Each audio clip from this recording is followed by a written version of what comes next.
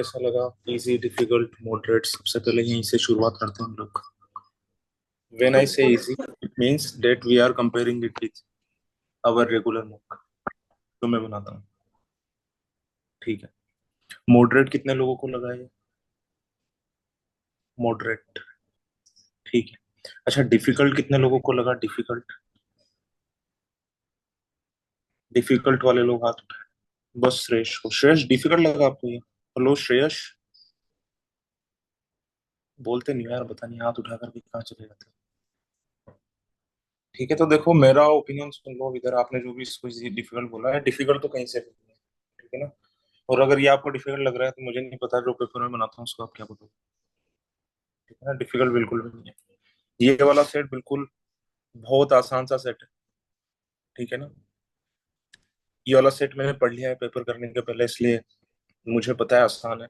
वरना पहली बार जो देख करके एक ओपिनियन बनता है, तभी एक ऐसा सेट है कि ट्राई किया जा सकता है, पर ट्राई केवल तभी करना है जबकि हम चारों के चारों सेट देख लें।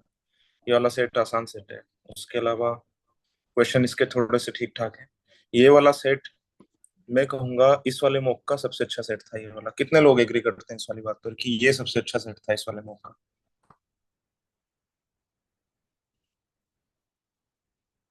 बस यही था, इसके अलावा कुछ भी नहीं है ना? इसको सबसे आखिरी के अंदर करना था हम लोगों को। इसके बाद में अगेन ये वाला सेट, अगर आपको एक छोटी सी बात अगर आपको क्लिक कर जाती है तो this was also very easy set. और उसके बाद में ये वाला सेट, ये वाला भी अरेंजमेंट का सिंपल सेट था, ये वाला भी बड़ा इजी था। ठीक है ना? अब इन सब में से सबसे आसान सेट कौन सा था? तो इन सब में सबसे आसान सेट कौन सा था मेरा ओपिनियन है? मतलब तीनों एक जैसे ही है, पर आप पहला कह सकते हो क्योंकि पहला तो बहुत ही जल्दी बन जाएगा। ये जो टेबल वेबल अरेंजमेंट है बहुत जल्दी बन जाएगा। तो पहले तो मुझे बताओ कि पहला किस किस को बताना है? पहला सेट, पहला सेट किस किस को बताना है? बताओ। एनीबॉडी? क्या बात कर रहे हो यार, शॉकिंग है मेरे लिए। ठीक है, चलो इधर देखो। सेमीफाइनल में कितनी टीमें खेलती है बताओ? एक तो होता है क्वार्टर फाइनल। इन चीजों की बेसिक नॉलेज आपको होनी चाहिए। क्वार्टर फाइनल होता है, एक होता है सेमीफाइनल, एक क्या होता है? फाइनल। है ना? इसके अंदर टीम्स कितनी कितनी खेलती है? क्वार्टर फाइनल के अंदर कितनी टीम्स खेलती है बताओ? 8। चलो, 8 टीम। फाइनल के अंदर कितनी खेलती है? दो। 2। सेमीफाइनल के अंदर कितनी खेलती है? चार। और इसके अंदर कितनी टीम्स खेलती है? आठ। है ना? इसके अंदर मैच कितने होते हैं क्वार्टर फाइनल के अंदर? मैच 4। चार मैच। इसके अंदर दो मैच, फाइनल के अंदर एक मैच। बात आ गई समझ में? ठीक है ना? तो ये कह रहा है तीन ही राउंड होते हैं, आठ ही टीम है हमारे पास में। जैसे कि आप देख सकते हो नाम भी आठ ही लिखे हुए होंगे, मैंने देखा नहीं है हालांकि। एक, दो, तीन, चार, पाँच, छह, सात, आठ। है ना? क्योंकि ये बोल रहा है क्वार्टर फाइनल से ही राउंड शुरू है। ठीक है ना? अब ये क्या बोल रहा है? क्वार्टर फाइनल होता है, फिर उसके बाद में चार मैच के चार विनर होंगे। चार विनर ये यहाँ पर जाएंगे। फिर इनके बीच में दो मैच होंगे, दो मैच की विनर दो लोग होंगे। फिर ये दोनों लोग मिलकर के फाइनल खेलेंगे और एक विनर फाइनल निकलेगा। ठीक है ना? आई होप कि यहाँ तक आपको कोई कंफ्यूजन ना हो। ठीक है ना? सेमी, ये वाली बात लिख रखी है, semifinals in which four winners of quarter final participate in the finals. तो वो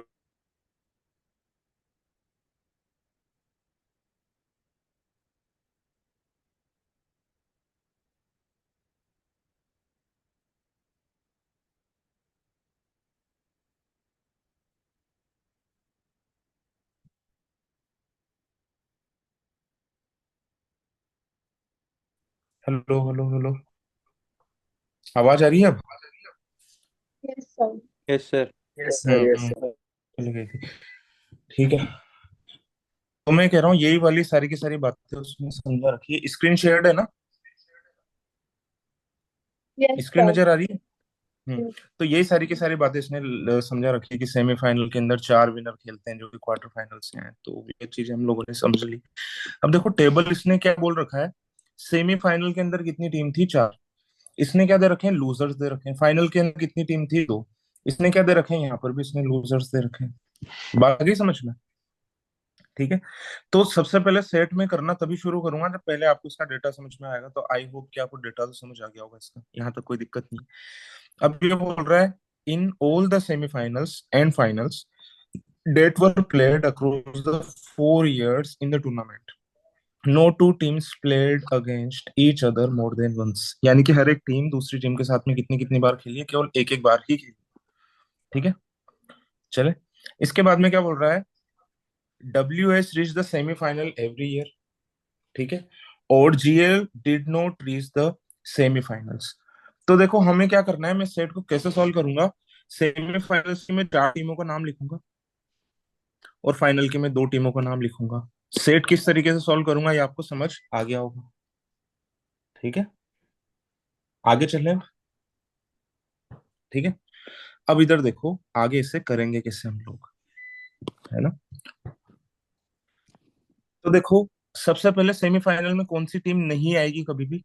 एक टीम का नाम ले रखा है इसने GL का, तो GL का तो नाम ही मिटा दो यहाँ से, है ना? ये मैंने नाम मिटा दिया, देखो ये लिख रखा था GL, ये मैंने मिटा दिया। नजर आ गया होगा आपको, मैंने मिटा दिया GL का नाम। ठीक है ना? अच्छा, अब ये क्या बोल रहा है कि एक टीम है जिसका नाम है WS, वो हमेशा सेमीफाइनल में पहुंची है। अब आप कहोगे नाम इस वाले बॉक्स में क्यों नहीं लिखा सेमीफाइनल में पहुंची है? तो मैं बोलूंगा कि यार जीत गया होगा, सेमीफाइनल जीत गया होगा WS, इसलिए नाम नहीं लिख रखा। नाम हमने किसका लिख रखा है? लूजर्स का। ठीक है ना? लूजर्स का नाम हम लोगों ने लिख रखा है। फिर आप कहोगे WS जीत गया होगा तो फाइनल में तो जीता होगा, फाइनल में नाम क्यों नहीं लिख रखा? तो फिर मैं क्या बोलूंगा, यार नाम लिख रखा है लूजर्स का। बात आ गई समझ में? ठीक है, तो क्या मैं ऐसे लिख सकता हूँ कि फाइनल जो हुआ होगा उसका सेमीफाइनल का एक विनर तो OM रहा होगा और एक विनर कौन रहा होगा? WS। आकाश और वसुंधरा बात समझ में आ गई यहाँ तक? Yes sir. जल्दी बोलो। ठीक है, आ रही है सर। सिमिलरली ये कह रहा है WS हर बार सेमीफाइनल में पहुंचा है तो 4 टीमें लिखनी है, तो WS यहाँ पर भी होगा। अब आप कहोगे नाम क्यों नहीं मेंशन, तो मैं कहूंगा जीत गया होगा, फाइनल में चल गया होगा। तो आप कहोगे यहाँ पर क्यों नहीं मेंशन, तो मैं कहूंगा यहाँ पर नाम मेंशन है, सॉरी लूजर का, तो यहाँ पर भी ये जीत गया होगा। तो यहाँ पर 2 फाइनलिस्ट कौन आ गए? WS, और जो नाम मैं लिख रहा हूँ वो विनर है। बात आ गई समझ में यहाँ तक? नहीं है? जल्दी बोलो। आ गई सर। आ गई ना? हाँ सर। आगे चलें। ठीक जी है, अच्छा अब इधर, अब इसके बाद में इधर देखो, OM के साथ में मैच कौन लोग खेल सकते हैं, मैं इसके बारे में बात करता हूँ यहाँ पर। ठीक है, OM के साथ में कौन कौन लोग मैच खेल सकते हैं मैं इस बारे में बात करता हूँ, पर उसके उसके बारे में बात करूँ उससे पहले मुझे एक चीज नजर आ रही है यहाँ पर। जैसे OM यहाँ से सेमीफाइनल से आया होगा, सेमीफाइनल से जब OM आया था यहाँ पर, तो मुझे एक बात का जवाब देना, ये इनमें से WS और AU में से किसी एक को हरा करके आया होगा? बात आ गई समझ में? नहीं आई? Yes, sir. एग्री करते हो? मैं ये वाली बात कह रहा हूँ कि WS को हर के नहीं आया होगा। क्यों? क्योंकि WS के साथ में इसका मैच एक बार हो चुका, और वो कौन सी ईयर में हुआ? 2020 में। बात आ गई अब समझ? जल्दी बोलो। Yes sir. Yes, sir. तो OM किसको हरा करके आया होगा यहाँ पर? AU को। AU को। तो OM को यहाँ पर तो देखो बहुत सारे क्लिक कर गई देखते ही देखते, है ना? ठीक है, सिमिलरली OM 2022 में इन दोनों में से किसी एक को हराया होगा, WS और PRF के अंदर। तो बताओ किसको हराया होगा OM ने? TRF को। PRF को हराया होगा। तो यहाँ पर भी OM आ गया। बात आ गई समझ में? अच्छा, तो क्या मैं 2020 के अंदर भी लिख सकता हूँ क्या कि OM का मैच किसके साथ में हुआ?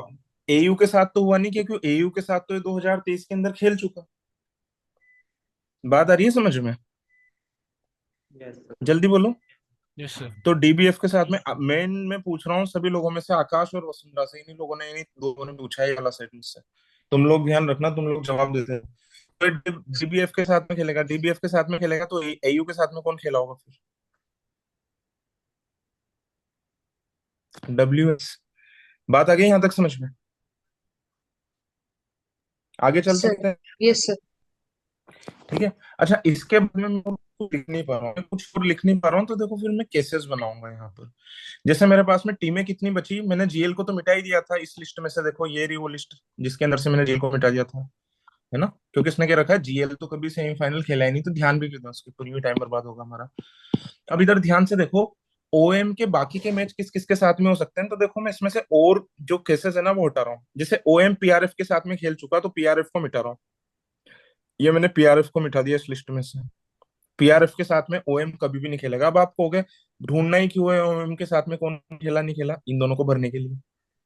ठीक है ना, पीआरएफ को मैंने मिटा दिया। और बताओ मैं किसको मिटा सकता हूँ पीआरएफ के अलावा? डब्ल्यूएस मिटा सकता हूँ, यस सर। डब्ल्यूएस को मैंने मिटा दिया। ओम को ठीक सेल्फ है को ना, मिटा सकती है। ओम को खुद मिटा सकते हैं, खुद के साथ तो खुद तो खेलेगा ही नहीं। और डीबीएफ एक को मिटा डीबीएफ को सकते ही हैं। मिटा, एयू और किसको मिटा सकते हैं? एयू को। एयू को मिटा सकते हैं। जो ओम खेलेगा ना, ये दो ही टीमों के साथ में खेल सकता है। अब बताओ कौन कौन सी टीम? एक तो टीटी और एक, जल्दी एफ बोलो, फिफ्टी। F fifty. है ना। तो मैंने इसी के लिए दो केस बनाए यहाँ पे, है ना। एक बार तो 2023 के अंदर खिला दो एफएफटी को, और एक बार पूरी टेबल को कॉपी करके एफएफटी को यहाँ पर खिला दो, और टीटी को कहाँ पर खिला दो? टीटी को यहाँ पर खिला दो, टीटी को यहाँ पर खिला दो। ठीक है ना, बाकी पूरी की पूरी टेबल कॉपी कर लो। ये हो जाएगा डब्ल्यू एस, ये हो जाएगा डब्ल्यू एस, ये हो जाएगा ओ एम, ये हो जाएगा डब्ल्यू एस, ये हो जाएगा ओ एम, ये हो जाएगा ओ एम, ये हो जाएगा डब्ल्यू एस। पूरी टेबल कॉपी कर ही ली हमने, है ना। तो आपको पता लग ही गया होगा कि अब इसके इधर क्या आ जाएगा, यहाँ पर ब्लू कलर से लिखता है ना। बताओ इसके इधर क्या आ जाएगा? टीटी आ जाएगा। इसके इधर क्या आ जाएगा? एफ एफ टी आ जाएगा। इसके इधर क्या आ जाएगा? यहाँ पर टीटी आ जाएगा। और इसके इधर क्या आ जाएगा? एफ एफ टी आ जाएगा। तो क्या मैं कह सकता हूँ दोनों टेबल में, अब 2021 का मुझे देखना है, तो दोनों टेबल में टीटी और डब्ल्यूएस का मेस्टोर और हो चुका, हमेशा हो चुका। पहली टेबल के अंदर 2023 में हुआ है, और दूसरी टेबल के अंदर 2022 में हुआ है। यानी कि 21 में डब्ल्यूएस का मैच टीटी और पीआरएफ में से किसके साथ में होगा, बताओ जल्दी? पीआरएफ के साथ में ना। तो डब्ल्यूएस यहाँ पर आ जाएगा, और ये क्या आ जाएगा? डीबीएफ। ठीक है, और इसके अंदर भी डब्ल्यूएस यहाँ पर आ जाएगा, और ये क्या आ जाएगा? डीपीएफ। हो गया, बन गई पूरी टेबल। दो टेबल बनेगी, दो टेबल बनेगी, इसका प्रूफ भी है हमारे पास में। बात आ गई समझ में? हाँ सर, हो गया। ठीक है, हाँ सर। कैसे इसकी लैंग्वेज से पता लग रहा है कि कैसे बनेंगे। ये क्वेश्चन अपने आप कर लोगे या मैं करके हाँ सर, बताऊं? क्वेश्चन कर ली। कर लोगे ना। ये वाला सेट बहुत आसान था, और अगर आप इसका मीनिंग वगैरह सब कुछ समझने में, और अगर मैं एक आइडल टाइम टाइम की बात करूं कि इतनी देर में तो ये वाला सेट हो ही जाना चाहिए, तो वो टाइम है आइडल टाइम 10 मिनट। 10 मिनट के अंदर ये सेट हो जाना चाहिए, 10 मिनट से ज्यादा नहीं लगनी चाहिए। सर कितने लोगों ने गेम्स कर लिया एंड था इसको 10 मिनट में? हाँ। हम्म। हाँ बोलो बोलो Vasundhara. Sir actually games and tournaments देख के ही मतलब थोड़ा डर लग जाता है, तो फिर देखो मैं मैंने ज्यादा आप लोगों अटेम्प्ट करने की को, कोशिश ही नहीं करती। मैं आपको भी एक बात कहूंगा बाद में, हालांकि ये बात मैं आपको बहुत पहले बता चुका हूँ, और पता नहीं आप लोग मेरी बातों को सुनते हो, या पता नहीं ध्यान भी देते हो उनके ऊपर या नहीं देते हो। बताओ इस बात से रिलेटेड, बताओ मैं क्या बात बोलता हूँ, किसी को याद आ रही हो तो। कोई भी अगर एड्रेस करना चाहता है सवाल को, बोलो। गेम्स एंड टूर्नामेंट जैसा कोई कोई होता ही नहीं। कोई टॉपिक ही नहीं होता। टॉपिक एलआर के अंदर मैं कितने टॉपिक मानता हूँ उतने ही टॉपिक होते हैं, तो कॉमन सेंस। और गेम्स एंड टूर्नामेंट्स के हमने ऐसा नहीं है, हमने किया नहीं है, मैंने करवाया भी है, आपको सेट्स भी मैं लगातार देता हूँ आपको। हाँ, ठीक है। इसके बाद में और छोटे छोटे कुछ सेट्स कर लेते हैं। ये वाला बताना है किसी को, जल्दी बताओ। तो ये ग्राफ वाला, ये बता दीजिए। हम्म। ये वाला यस सर, बता बताना दीजिए। है। ये किस किस को पूछना है, हाथ उठाओ एक बार। किस किस को पूछना है? क्या बात कर रहे हो सर एक भाई? चीज पूछी थी पूछो आपसे पहले। हेलो। पूछो पूछो। पूछो। सर ये जो फेस्ट वाला सेट था, ये वाला सेट और आगे जो शिप वाला सेट था, इन दोनों सेट को हम्म। करने में मैंने 18 मिनट्स लगा दिए थे। अच्छा, मतलब मैंने अपने दो पास दो अगर सेट। ये वाला जो पहले वाला सेट था मेरा, ये कौन सा वाला है अभी जो आपने करवाया गेम्स। था, गेम्स वाला, ये मेरा हाँ 8 से 9 मिनट में हो गया था पूरा। और अच्छा। जो शिप वाले में मेरे से एक मतलब मैंने थोड़ी प्लॉटिंग गलत कर दी थी, तो मेरा थोड़ा टाइम उसमें वेस्ट हो गया, तो 18 मिनट्स मुझे उसमें लग गए थे। और वो एकदम से थोड़ा स्पीड में करने के चक्कर में रश बहुत करता हूँ, तो ये जो ग्राफ वाला सेट था इसमें मैंने 13 मिनट लगा दिए थे। भाई 18 मिनट्स बहुत ज्यादा है, और जब पेपर दोगे ना तो पेपर में एक्स्ट्रा प्रेशर हमेशा होगा, वहां और भी टाइम लगेगा, है ना। तो इस चीज से आसान सेट के अंदर भी हम ये चीज कर रहे हैं, ये चीज थोड़ी सी एक्सेप्टेबल नहीं है अगर आप हाई टारगेट को एम करते हो तो। इससे बचने के लिए एक ही बात है। वो बात क्या है कि एलआरडीआई सब जो सब्जेक्ट है वो प्रैक्टिस वाला सब्जेक्ट है ना। कम पढ़ लो, बाकी एक मिनिमम चीज डिसाइड करके रखो कि हमें इतनी चीज रोज करनी है, तब जाकर के इम्प्रूवमेंट देखने को मिलेगा। और जिस भी आदमी को सेट नंबर 4 के अंदर 18 मिनट्स लग गए, मेरा जहां तक आइडिया, हो सकता है मेरा आइडिया गलत हो, पर ये नहीं, लोग सेट उन नंबर लोगों का नहीं लगे। लगेंगे। हम्म। मेरे को सेट नंबर 1 और सेट नंबर 4 मिला के 18 मिनट्स लग गए। हाँ तब ठीक है, वो कोई दिक्कत नहीं है ना।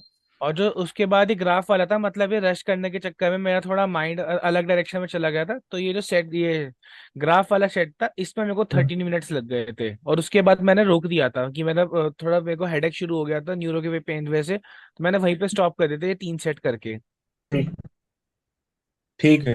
ठीक है, बढ़िया है, कोई दिक्कत नहीं है अगर दोनों में मिला के 10 मिनट्स लगे तो, है ना। आपका सवाल क्या नहीं है, मैं सवाल ही समझ नहीं पाया फिर। सर सवाल ये है कि अगर ये 18 मिनट्स के अंदर हम ऐसे सेट्स को इजीली टैकल कर सकते हैं, तो क्या एग्जाम ओरिएंटेड वे में ये टाइम हमारा ऊपर नीचे होगा या सिमिलर रहेगा?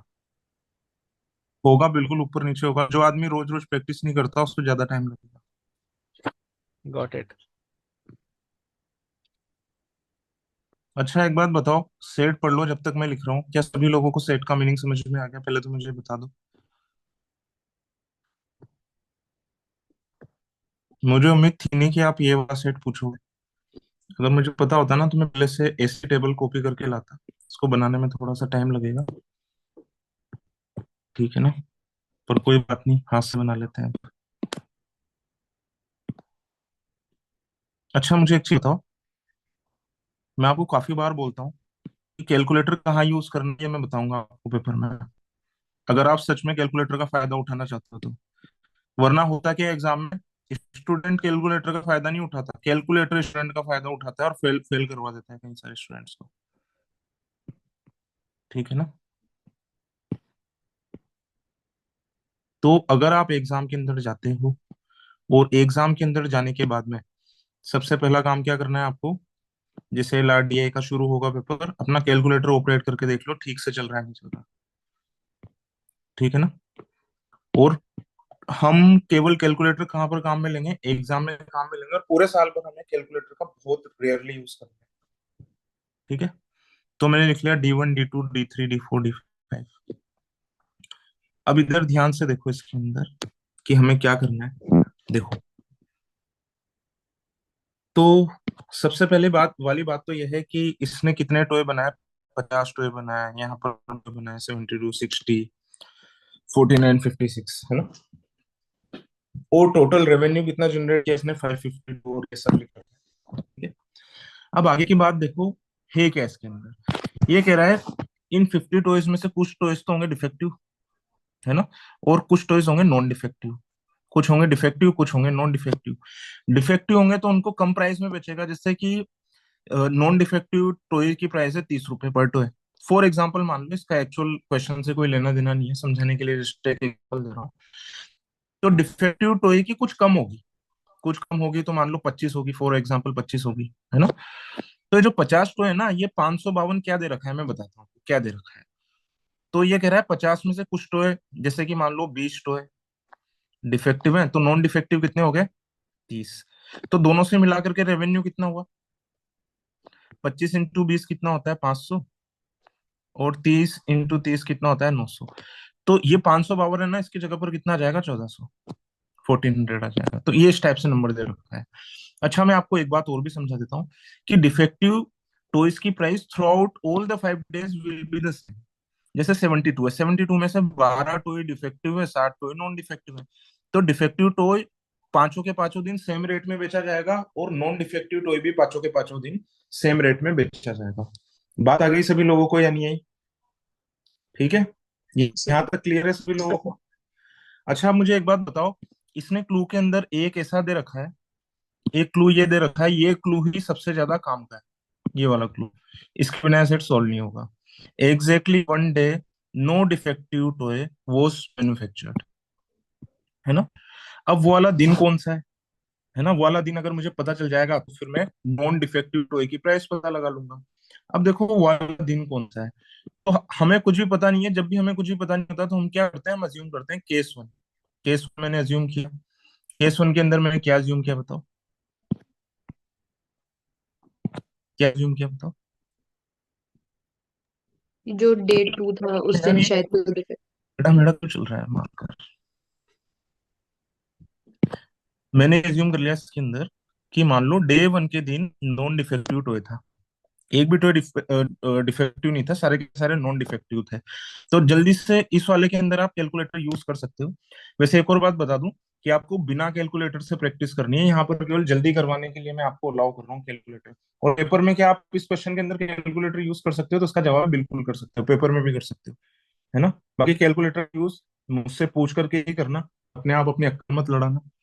तो केस वन के अंदर पर नॉन डिफेक्टिव टॉय की प्राइस कितनी आ जाएगी बताओ? एन से डिनोट कर रहा हूँ मैं, बताओ कितनी आ जाएगी? 550 डिवाइडेड बाय 50 कितना आ रहा है सर? पॉइंट में आ रहा है। 11.04। कोई बात नहीं, पॉइंट में आने दो। तो ये तो नॉन डिफेक्टिव नहीं है ना फिर, क्योंकि उसने बोला था नॉन डिफेक्टिव टॉय की प्राइस और इसकी प्राइस, डिफेक्टिव टॉय की प्राइस एक इंटीजर होनी चाहिए। इंटीजर नहीं है कि ये तो पक्का नहीं है। बात आ गई समझ में? ये वाला केस देखो मैंने गलत भी दिया साथ में, अगर आपने देखा हो तो क्रॉस भी लगा दिया इसके आगे, ठीक है? Yes sir. ये क्रॉस दोबारा देखो रेड कलर से लगा दिया। अब मैंने मान लिया केस टू के अंदर कि दूसरे दिन एक भी टॉय डिफेक्टिव नहीं था, यानी कि एक अच्छे टॉय की यानी कि नॉन डिफेक्टिव की प्राइस कितनी हो जाएगी? 100 डिवाइडेड बाय 72, जल्दी बोलो क्या आ जाएगा? मोबाइल में 14। कैलकुलेटर खोल लो, कैसे कर, 14। चलो। 14। 14 नॉन डिफेक्टिव टॉय की प्राइस आ गई, 14 आ गई।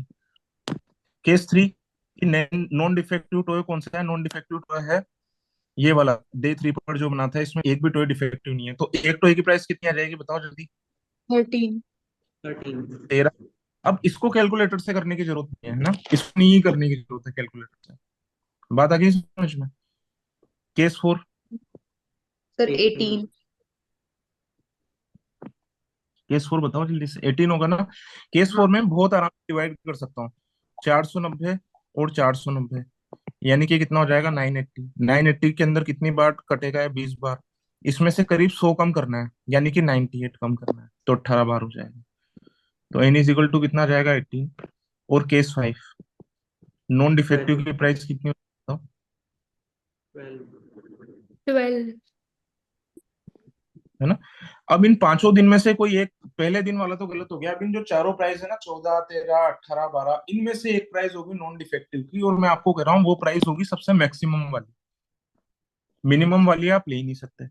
अब आप लोग पूछोगे मिनिमम वाली क्यों नहीं ले सकते, तो मैं आपको एक जवाब देता हूँ कि मान लिया 14 है, 14 है नॉन डिफेक्टिव टॉय की प्राइस, तो पांचों दिन वो 14 ही रहेगी या नहीं रहेगी? हाँ या ना? रहेगी। तो ये तो हो गई नॉन डिफेक्टिव टॉय की प्राइस, जिसको कि मैं एन से डिनोट कर रहा हूँ। तो डी की वैल्यू कितनी रहेगी फिर? डी की वैल्यू मैक्सिमम कितनी हो सकती है? 13 हो सकती है ना? बात आ गई समझ में? तो 13 हो सकती है, तो आप 56 टॉयज के अंदर अगर आप 56 के 56 भी अगर आप ये मान लो नॉन डिफेक्टिव मान लो, एक डिफेक्टिव मान लो, तब भी क्या आप इतना बड़ा आंसर ला पाओगे क्या? इतना आंसर कब आएगा?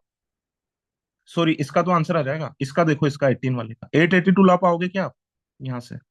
49 वाला, ये वाला देखो, इसको मिटा दो। क्या आप 14 और 13 से मल्टीप्लाई करके 49 टॉयज को, जैसे कि 48 टॉयज ये हो गया फॉर एग्जांपल, एक टॉयज ये हो गया, क्या आप आंसर 882 लाओगे? ला पाओगे? तो इसका जवाब है नहीं ला पाओगे। 882 कब आ रहा था? 882 जब आ रहा था जब 49 को 18 से मल्टीप्लाई आप कर रहे थे। अब आप क्या कर रहे हो? 14 में से कुछ पार्ट को तो आप कर रहे हो 14 से मल्टीप्लाई, कुछ कर रहे हो 14 से भी छोटे नंबर को, तो बन पाएगा क्या 82? बताओ जल्दी। ये वाली बात समझने के अलावा कुछ भी नहीं है इस पूरे सेट के अंदर। कितने लोगों को मेरी बात समझ में आ गई? जल्दी से हाथ उठाओ। कितने लोगों को बात समझ में आ गई?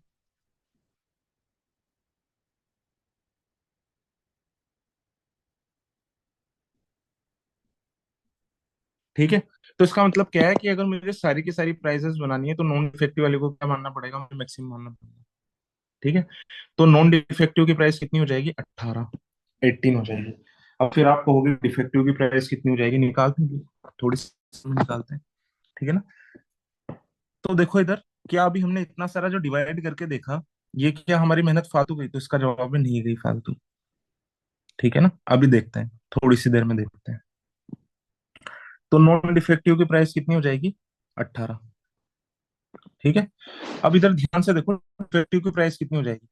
तो देखो इसके अंदर पर टोए की प्राइस कितनी है, इसके अंदर लिख रहा हूँ मैं, ये यहाँ पर ग्रीन कलर से। पर टोए की प्राइस कितनी आ रही है यहाँ पर? यार एक तो जगह नहीं है यहाँ पर। 18। यहाँ पर टोए की प्राइस कितनी आ रही है? 12। यहाँ पर पर टोए की प्राइस कितनी आ रही है? 13। यहाँ पर टोए की प्राइस कितनी आ रही थी? 14। और यहाँ पर टोए की प्राइस कितनी आ रही थी? 11.04। अब देखो यहाँ से सवाल को करने के दो तरीके हैं। अगर आपको एएमए का थोड़ा बहुत भी आइडिया है तो फिर आपका ये सवाल बहुत आराम से हो जाएगा। देखो कैसे होगा। ये प्राइस किसकी है? ये वाली प्राइस कौन सी डिफेक्टिव टॉय की है? एक डिफेक्टिव टॉय की प्राइस है या फिर एक नॉन डिफेक्टिव टॉय की प्राइस है? बताओ जल्दी। ये 12 किसकी प्राइस है? Non defective. भाई तुमने क्या सीखा, गलत बोल रहे हो। और ये ये है एवरेज है, मतलब हाँ और क्या। ओवरऑल एवरेज प्राइस है। बात आ गई श्रेयस अब समझ में? श्रेयस ने बोला था ना, यस सर, ओके। ये एवरेज प्राइस है। अच्छा, 12 एवरेज बना किस किस से? मुझे एक बात का जवाब दो, ये 12 एवरेज बना किस किस से? एक तो बना नॉन डिफेक्टिव से, एक बना डिफेक्टिव से। नॉन डिफेक्टिव कितना है इसका? आपका है 18। तो डिफेक्टिव वाला कितना होगा? डिफेक्टिव वाला जितना भी होगा, ये बात पक्की है। क्या बात पक्की है? ये डिफेक्टिव वाला जितना भी होगा ये होगा 12 से छोटा, है ना। अब 12 से छोटा होगा तो कितना छोटा हो सकता है? देखो मैं बताता हूँ अभी आपको। अच्छा, अगर ऐसे समझ में अगर नहीं आया है तो फिर मैं आपको फिर इक्वेशन से ही करके बताना पड़ेगा। ठीक है ना। अब इधर देखो ध्यान से, 12 से छोटा इंटीजर ही लेना है। क्या 11 हो सकता है?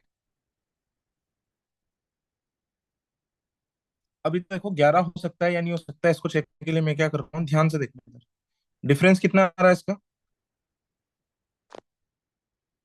इसका डिफरेंस कितना आ रहा है? सर ये इसका बनाएगा। 1 आ रहा है। यानी कि जो डिफेक्टिव टॉयज और जो नॉन डिफेक्टिव टॉयज है उनका रेशियो क्या हो जाएगा? 6:1 हो जाएगा। बात आ रही है समझ में? नहीं आ रही है? नहीं आ यस रही हो तो पूछो। मैंने आप लोगों को एमए पढ़ा दी है तो इक्वेशन इक्वेशन बना करके मैं कहूंगा नहीं कि आप लोग करो इससे। ठीक है ना। यस। अब मेरी ध्यान से सुनो। यानी कि टोटल 56 को मुझे किस नंबर से डिवाइड करना है? 6+1 कितने से डिवाइड करना है? 7। 7 से। यानी कि 11 एक पॉसिबल आंसर हो सकता है। ठीक है ना। अच्छा, अब आप कहोगे 10 भी हो सकता है क्या? 10 लिख करके देख लो। जैसे ही अगर मैं यहाँ पर 10 लिखूंगा तो ये नंबर कितना आ जाएगा? 2 आ जाएगा। 2 आ जाएगा तो 6 और 2 कितना हो जाएगा? 8। क्या 8 से भी डिविजिबल है 56? तो इसका जवाब है। बात आ गई समझ में? यस।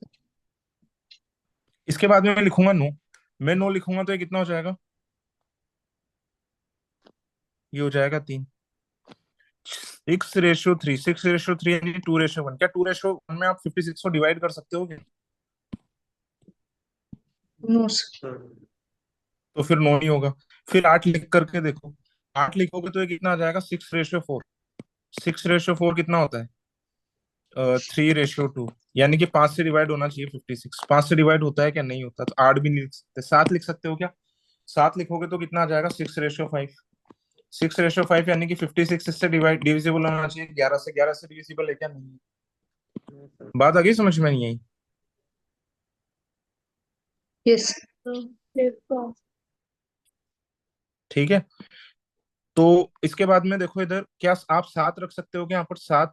7 7 से हो गया। इसके बाद में देखो, क्या आप 6 रख सकते हो क्या यहाँ पर? 6। हाँ ना, मैं जवाब दो कि आप 6 रख सकते हो क्या डिफेक्टिव टू की प्राइस? जल्दी बोलो यार। Yes, sir.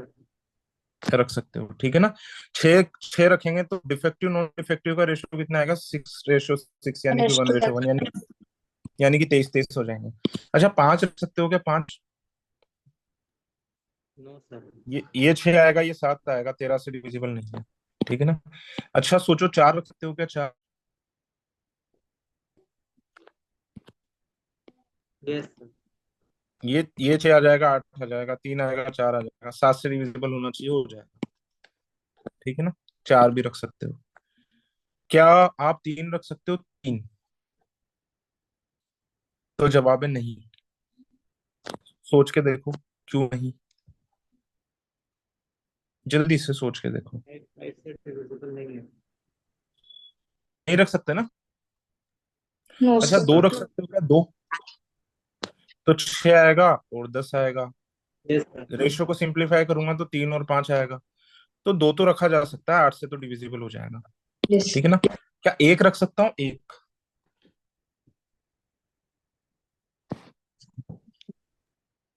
No sir. No, sir. नहीं रख सकता। यार मुझे ऐसा लग रहा है ये वाला तरीका ना बहुत सारे लोगों को समझ नहीं आएगा, है ना? पर कितने लोगों को समझ में आ रहा है, जल्दी से हाथ उठाओ एक बार। जिन जिन लोगों ने एमए पढ़ रखा है, कितने लोगों को बढ़िया समझ में आ रहा है एकदम।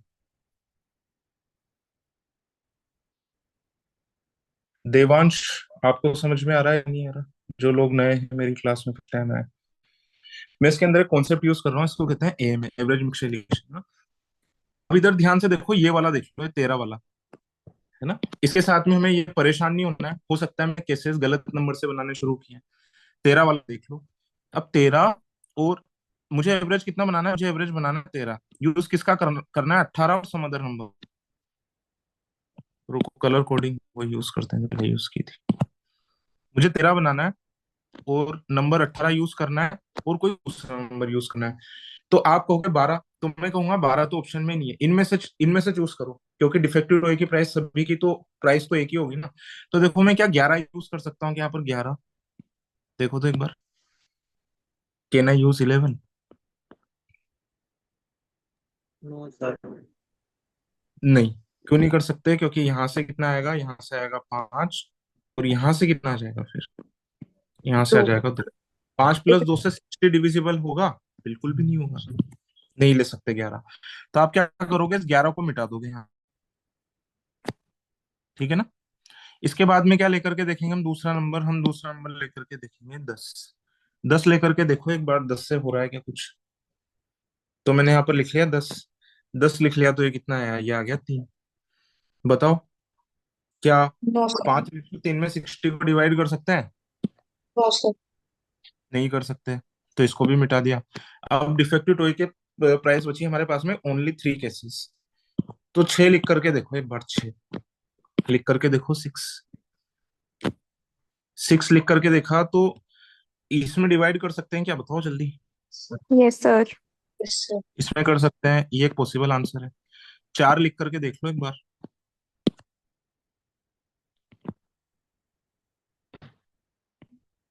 कर सकते हैं क्या? No sir. नहीं कर सकते। 2 भी लिख करके देख लो फिर एक बार, आखिरी।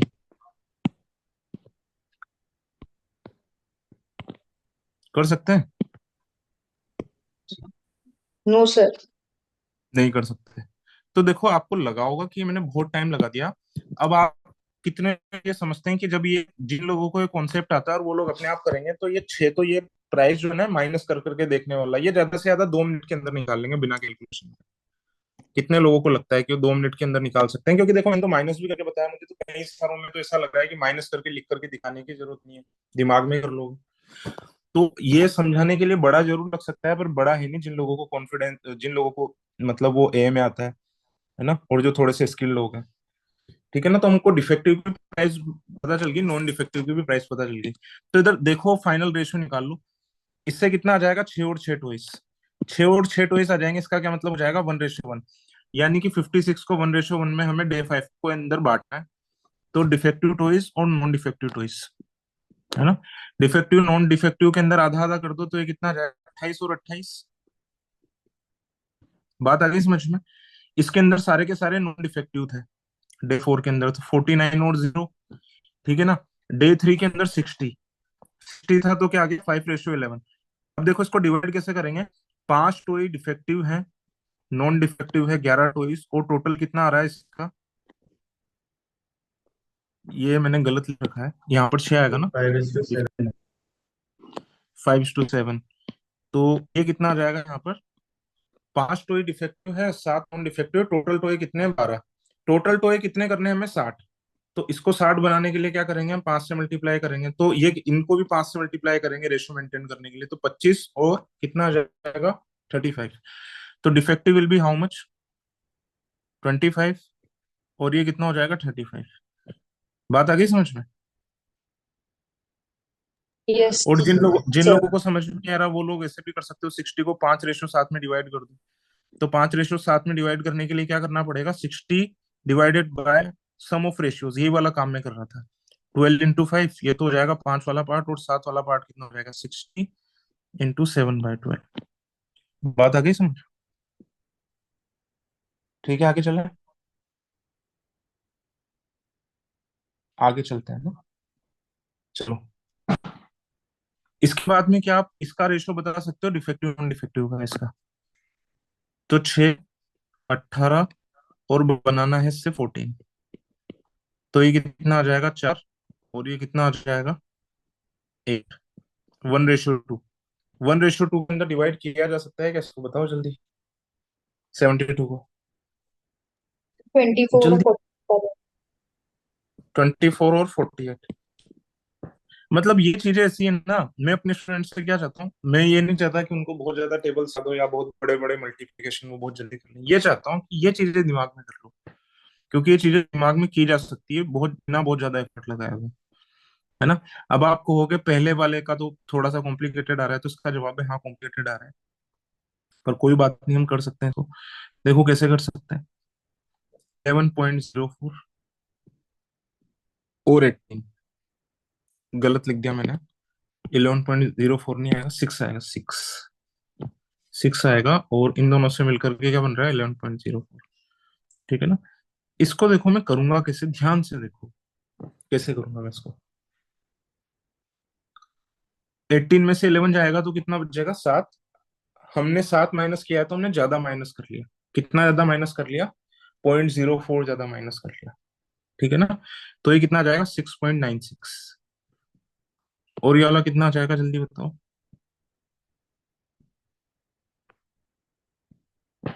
5.04। बात आ गई समझ में सभी लोगों को, ठीक है।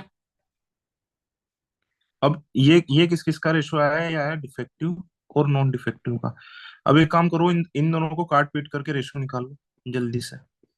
दोनों किससे कट रहे हैं, दोनों कट रहे हैं 8 से। 8 से कितनी बार कट जाएगा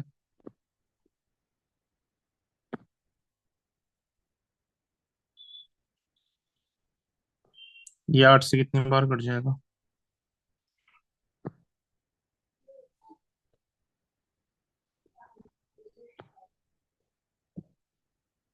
ये दोनों किससे कट रहे हैं, फिर 3 से कट रहे हैं ना। 21 or 20.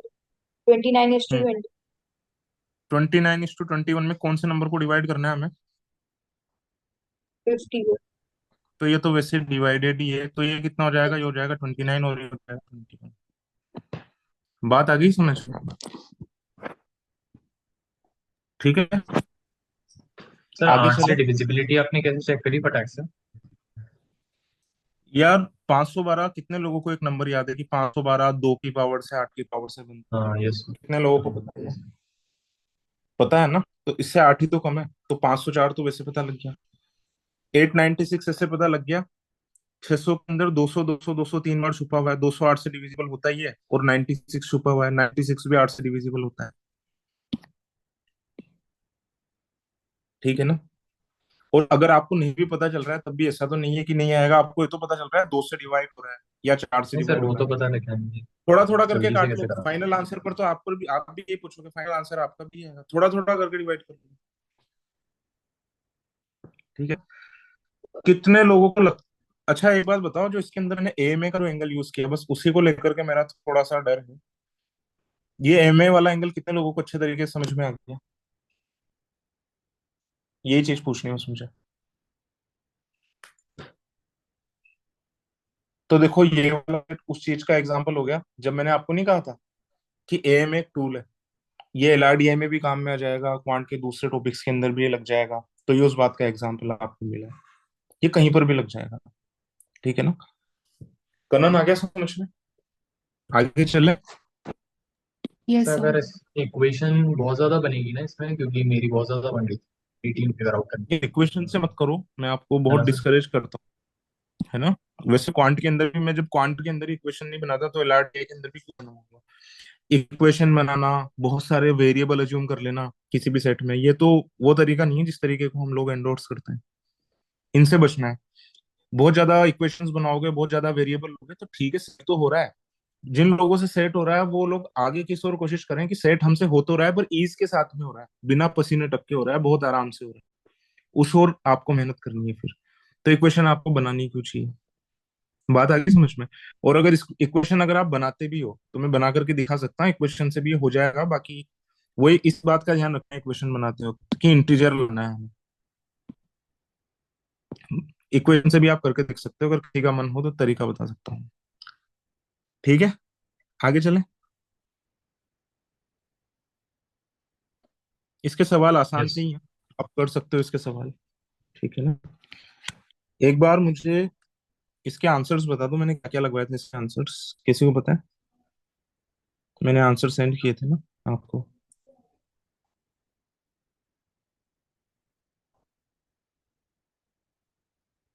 नहीं पता किसी को? इसका आंसर है 18, इसका आंसर है, इसका आंसर है 18, इसका आंसर है 6, इसका आंसर है 106, इसका आंसर है डी, इसका आंसर है सी।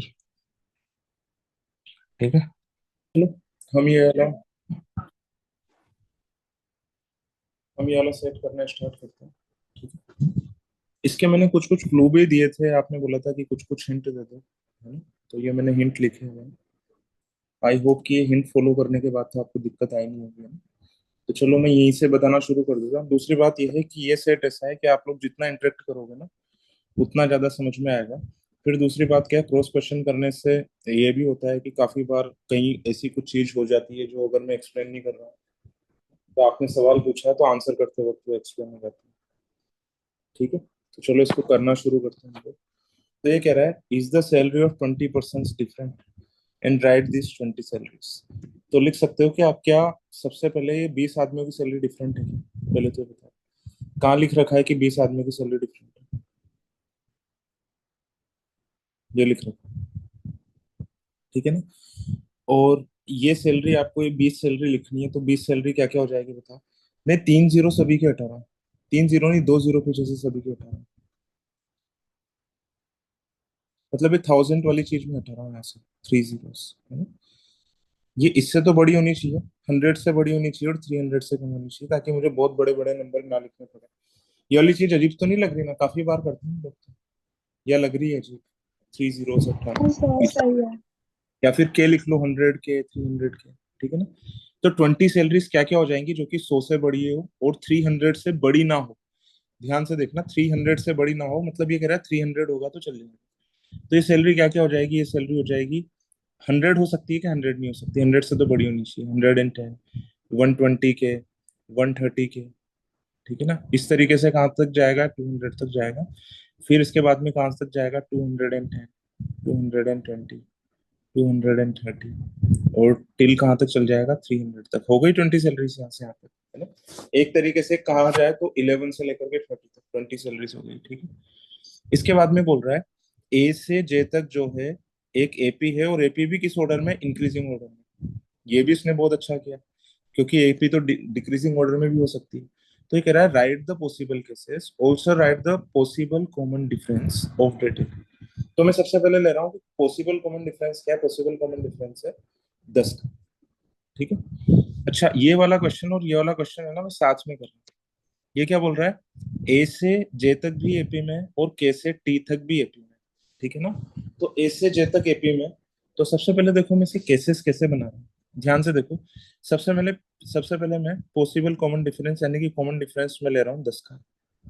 10 का ही लेना पड़ेगा, 5 का तो ले नहीं सकते, कारण पता है ना? 5 का है, किसी और का नहीं ले सकते, क्योंकि सैलरी जो है जितनी भी है वो 10 की मल्टीपल, 3 जीरो यहाँ से भी हटा दो, 10 की मल्टीपल है, यानी कि सैलरी 110 हो सकती है, 120 हो सकती है, 125 कभी नहीं हो सकती। ठीक है ना, जिस लैंग्वेज में हम लोग बात कर रहे हैं। तो कॉमन डिफरेंस अगर मैं 10 लूंगा तो एक केस तो क्या बन जाएगा, एक केस तो बन जाएगा 110, 120, 130, और फिर कहाँ तक चल जाएगा, ये चल जाएगा 200 तक। बात आ गई समझ में?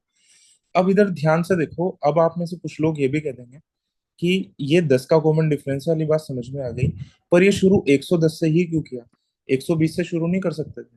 तो मैं कहूंगा कि ये 10 नंबर तो एपी में है ना।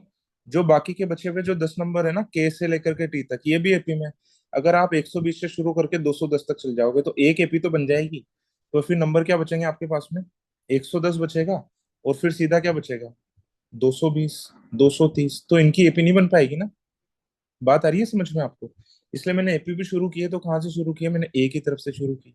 तो अगर कॉमन डिफरेंस अगर 10 है तो एक एपी तो ये बन जाएगी, है ना। अब ये वाली पता नहीं है कि ये वाली एपी कौन सी है, ए से लेकर के जे तक की या के से लेकर के टी तक की है। दूसरी एपी क्या बनेगी बताओ, 210, 220, जो नंबर बच जाएंगे उनसे बनानी है। और फिर क्या हो जाएगा, 300। तो इनमें से किसी एक को मैं ए से जे तक मान सकता हूँ और किसी एक को के से टी तक मान सकता हूँ। और फिर आप कहोगे कॉमन डिफरेंस क्या 20 नहीं हो सकता? बिल्कुल हो सकता है, कॉमन डिफरेंस 20 भी हो सकता है। तो कॉमन डिफरेंस अगर मैं 20 लूंगा तो फिर से देखो मैं शुरू यहीं से ही कर रहा हूँ। शुरू मुझे 110 120 से ही करना पड़ेगा, इसका एक कारण है, क्योंकि अगर आप 20 से शुरू कर दोगे ना तो फिर दूसरे वाले जो नंबर जो बचेंगे वो फिर एपी में नहीं होंगे। तो 110, 110 के बाद में कितना हो जाएगा, 130, 130 के बाद में कितना हो जाएगा, 150, 150 के बाद में कितना हो जाएगा, 170, 170 के बाद में कितना हो जाएगा, 190, 190 के बाद में कितना हो जाएगा, 210, और सबसे आखिरी नंबर कितना आ जाएगा इसका, 190। अब ये वाली एपी हो गई, तो बाकी के बचे हुए नंबर क्या है, बीच में शुरू कर दूंगा ना तो जो बचे हुए नंबर है ना वो अपने आप एपी में नहीं होंगे। पर जैसे मैंने एक तरफ से शुरू किया है तो देखो बचे हुए नंबर क्या है, 120, है ना, फिर क्या है 140, फिर क्या है 160, फिर क्या है 300।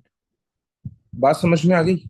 ये वाली बात क्लियर है कि मैं 110 120 से ही क्यों एपी बनाना शुरू कर रहा हूँ? इशिका क्लियर है ना? है ना। अब इसके बाद में तीसरी बात क्या है, तीसरी बात यह है, आप लोग बोलोगे जैसे मैंने क्वेश्चन भी लिख रखा है, क्या कॉमन डिफरेंस 30 नहीं हो सकता? मान लो कॉमन डिफरेंस 30 है, 30 है तो देखो पहला नंबर कितना हो जाएगा, 110, फिर ये कितना हो जाएगा, 140, फिर हो जाएगा 140, 150, फिर हो 170, जाएगा 200, फिर हो जाएगा 230, ठीक है ना, फिर हो जाएगा 270, फिर हो जाएगा 300। देखो तो कितने नंबर हुए, 1 2 3 4 5 6 7, 7 नंबर्स। तो 10 नंबर्स ही नहीं आ पाएंगे अगर आप कॉमन डिफरेंस 30 या उससे बड़ा लेते हो। बात आ गई समझ में? नहीं बताओ, yes, sir. बात आ गई ना समझ में?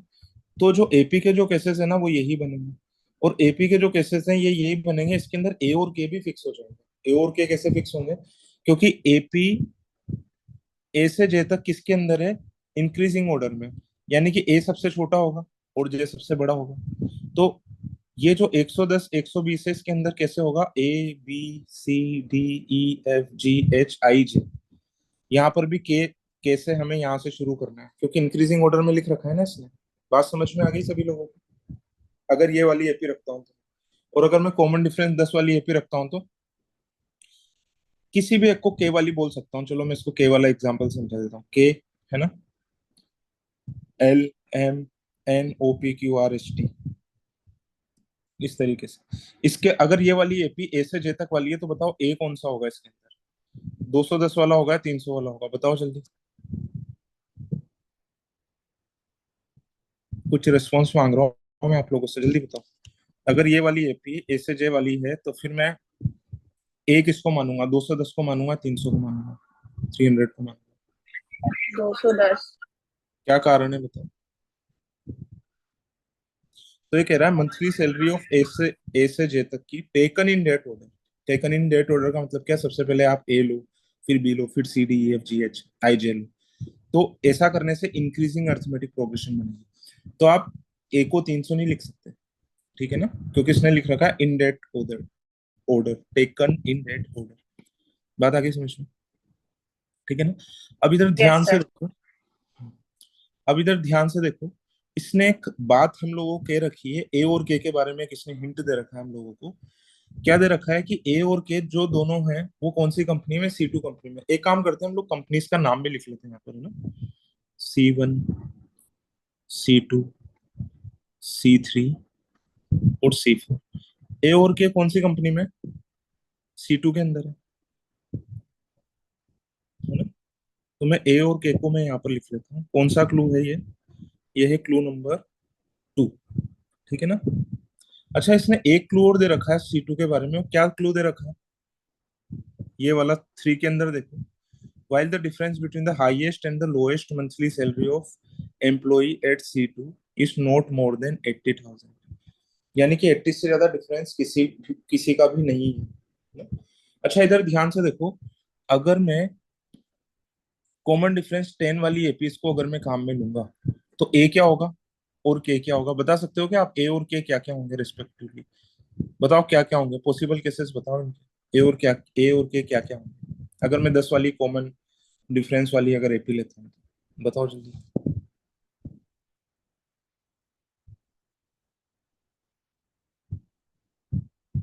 110 या 210 में से कोई एक ही होगा या दोनों, होगा या नहीं होगा बताओ। Yes, yes sir. Yes, sir. सही कह रहा हूँ ना मैं। तो 110 और 210 का डिफरेंस कितना आ रहा है, 100 का डिफरेंस आ रहा है। जबकि इसने क्या बोला है कि कंपनी टू के अंदर 100. जितने भी लोगों की सैलरी है वो 80 से ज्यादा नहीं होनी चाहिए। 80 क्यों पढ़ रहा हूँ मैं इसको, 3 जीरो हम लोग हमेशा काट करके बात कर रहे हैं। ठीक है ना, बात आ गई समझ में।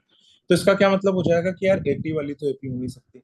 अब आपके दिमाग में आएगा यार इसको तो मैं मतलब कर सकता हूँ रिजोल्व। आप ए को 200 मान लो, के को ये मान लो, तो फिर वाली बात गलत हो जाएगी कि आपने इंक्रीजिंग ऑर्डर में उसी ऑर्डर में आपने एपी नहीं ली जिस ऑर्डर में इसने दे रखा है इंक्रीजिंग ऑर्डर, तो वैसे नहीं ले सकते। बात आ गई समझ में आती। मार्कर क्यों नहीं चल रहा, ठीक है। तो फिर एपी भी जो हमने दो एपी बनाई है वो उनमें से कौन सी एपी होगी, कॉमन डिफरेंस 10 वाली होगी या कॉमन डिफरेंस 20 वाली होगी, जल्दी बोलो। 20। 20 वाली होगी। 20 common इतना difference. एक्सप्लेन करने के बाद भी कोई कॉन्फिडेंस से जवाब नहीं दे रहे मुझे। ठीक है ना। तो 20 वाली होगी तो ए और के क्या क्या पॉसिबल आंसर होंगे, तो या तो आएगा 110 या फिर आएगा 120। अब किसका 120. 110 आएगा किसका 120 आएगा ये पता नहीं है हम लोगों को। बस हमने तो ये लिख लिया कि कंपनी टू के अंदर ए और के हैं, इनमें से किसी एक का तो आएगा 110 और किसी एक का आएगा 120। बात आ गई समझ में या फिर नहीं, बताओ जल्दी।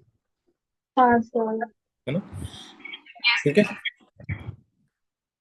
यहाँ तक मैंने इनडायरेक्टली केसेस एलिमिनेट कर दिए। ये वाला बताओ आप कि you can you right the possible salaries of A and के। तो इसका जवाब आ गया कि ए और के की पॉसिबल सैलरी 110 और 120 होगी।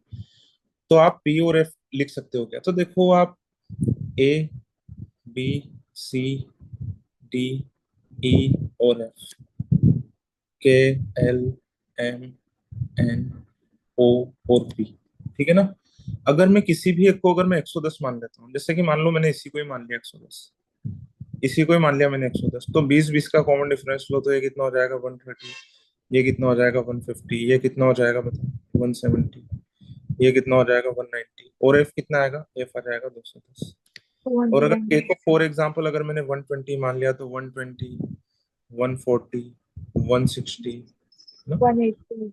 180, 200. 200 और 220. 200। अब आप कहोगे ए को अगर मैं ये वाली एपी मान लूं तो 120 वाली, बताओ ए को अगर मैं 120 मानूं तो एफ क्या आ जाएगा, 220 आ जाए। बात आगे समझ में नहीं आई, Yes, sir. जल्दी करके बताओ। और के को अगर मैं 110 मान लूं तो पी कितना आ जाएगा, 210 आ जाएगा। तो इन दोनों में से कौन क्या होगा ये तो मुझे नहीं पता, पर ये जरूर पता है इनमें से कोई एक 210 होगा और कोई एक क्या होगा, 220. 220 होगा। क्या पी और एफ की भी कंपनी दे रखी है किसी क्लू के अंदर, बताओ। पी और एफ की भी कंपनी दे रखी है, Second. देखिए। Yes sir. Yes, sir. तो पी और एफ की कंपनी C1. क्या करती है, C1। तो पी और एफ को लिख दिया मैंने, साथ में पी और एफ की सैलरी भी लिख दी। मुझे नहीं पता अभी कौन सी चीज कहाँ पर आएगी, पर मैंने लिख दिया कि ये नंबर तो यहीं पर ही आएंगे, 210 और 220, क्योंकि ये नंबर किसके हैं, पी और एफ के। बात आ गई समझ में सभी लोगों को। अब ये क्या बोल रहा है, इसने क्लू ये दे रखा है हम लोगों को कि can you right the multiples of 30 for the salaries of company 3। तो क्योंकि इसने बोला है कंपनी 3 की जो सैलरी है वो 30 के मल्टीपल होगी, तो 30 के मल्टीपल के ऑल केसेस लिखो आप। 30 के मल्टीपल क्या आ जाएंगे, सबसे पहले क्या आ जाएगा, 120 आएगा, फिर कितना आ जाएगा, 150 आ जाएगा, फिर कितना आ जाएगा, 180 आ जाएगा, then 210 will come, then 240 will come, 270 and 300. We have to select how many numbers out of these seven? Five numbers, because in each company there are 5 employees. बात आ गई समझ में? ठीक है ना? Now, as we can see that there are two numbers which are not available. Like 210 is taken by company C1. बात समझ में आ रही है आपको? Yes, sir. And So 120. 210 is not available. And which other number is not available? 120. 120. 120 is not available. ना? तो इसको भी काट दो आप, इसको भी काट दो, तो automatically now we are left with 5 numbers, है ना? These 5 numbers will represent the salary of company C3, employees of C3. ठीक है, तो ये कितना हो जाएगा, ये हो जाएगा 150, 180, 240 and 270 and 300. बात आ गई समझ में? ठीक है, इसके बाद में और देखो ध्यान से।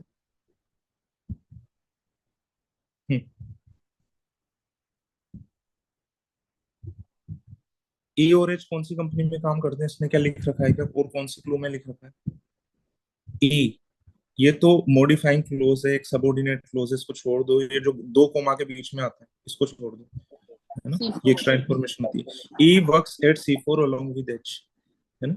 तो ई और एच कहाँ पर काम करते हैं, ई और एच यहाँ पर काम करते हैं। देखो अभी तक हमने बहुत सारी चीजें कर ली है, पर अभी तक हमने ये नहीं पता कि ए की एपी कौन सी 110 से शुरू होने वाली है, 120 से शुरू होने वाली है, और के की कौन सी, पर अब ये रिजोल्व हो जाएगा। ठीक है, अब इधर ध्यान से देखो, पी के बाद में क्यू। पी कितना कितना हो सकता है, पी की पॉसिबल वैल्यूज बताओ मुझे, कितनी कितनी हो सकती है पी की? 220, 210. और 220 दोनों हो सकती है ना? ये वाली बात क्यों नहीं समझ में आ रही है आपको? Yes, sir. 220 हो सकती है ना, 210 और 220। तो क्यू की दोनों वैल्यू निकालो। अगर 210 वाले से अगर मैं निकालता हूँ क्यू, तो क्यू की वैल्यू कितनी आ जाएगी, 230।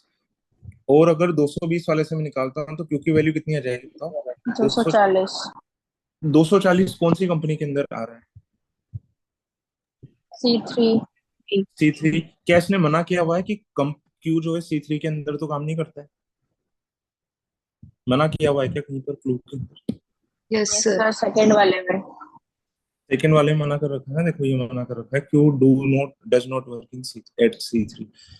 तो फिर इसका क्या मतलब हो जाएगा, इसका तो मतलब ये होगा कि मैं पी को 220 भी नहीं ले सकता, पी को 220 नहीं ले सकता, तो 210. पी ये आएगा भी नहीं, तो फिर पी कितना आ जाएगा, पी आ जाएगा 210 और क्यू आ जाएगा 230।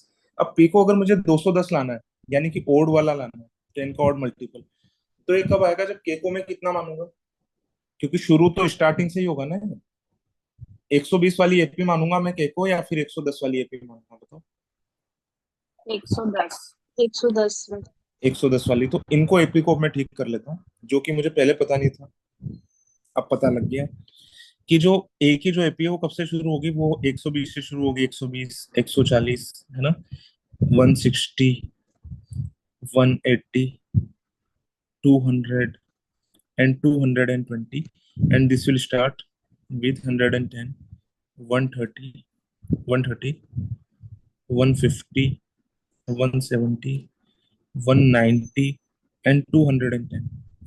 बात आ गई सभी लोगों को समझ में? क्या आप 20 के 20 आदमियों के नाम और उनकी सैलरी लिख सकते हो क्या ऐसे? बताओ जल्दी। Yes, sir. Yes, तो sir. बताओ 150 सैलरी बताओ किसकी आएगी, बताओ? आदमी का नाम एम। M. 180 सैलरी बताओ किसकी आएगी? D. D. For dog. D for dog. 240 salary बताओ किसकी आएगी? आगे काउंट करते जाओ, 240 इवन है ना, G. 10 का इवन मल्टीपल है ना, 24 G. है, तो 240 किसकी आएगी? जी की आएगी, ठीक है, बिल्कुल सही है। 270 किसकी आएगी? S. ढंग से काउंट करो, Yes. श्योर हो? लिख दूं इसको?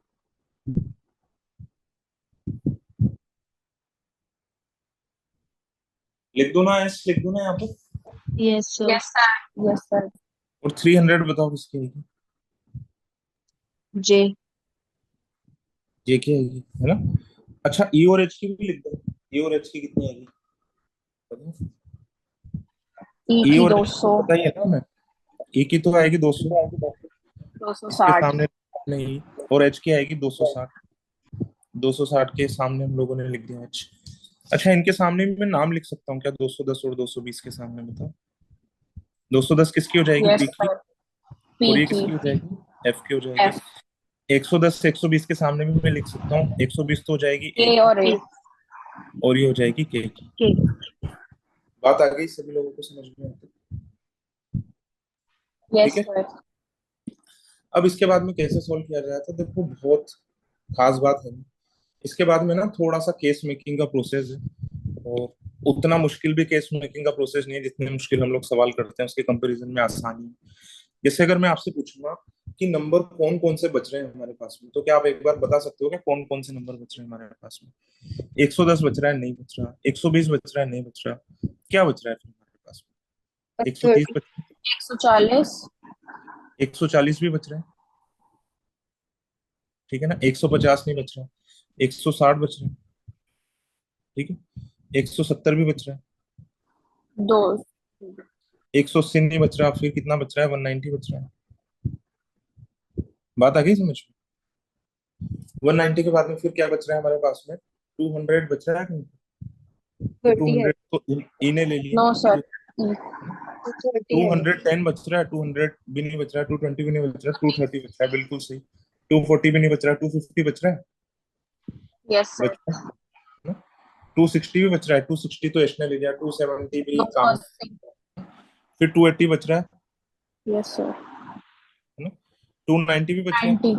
Yes sir. और 300 भी। 300 हो गया।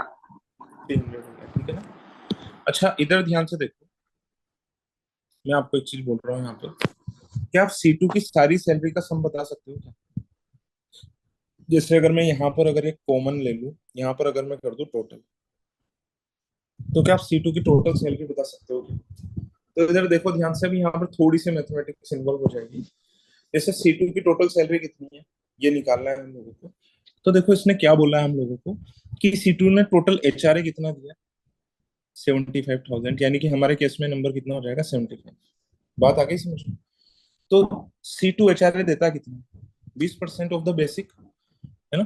अच्छा, अब इधर ध्यान से देखो, यहाँ पर एक चालाकी करने की जरूरत है। ये जो HR है, ये किसी एक आदमी का नहीं, ये पांचों एम्प्लॉय का मिलाकर के HR है।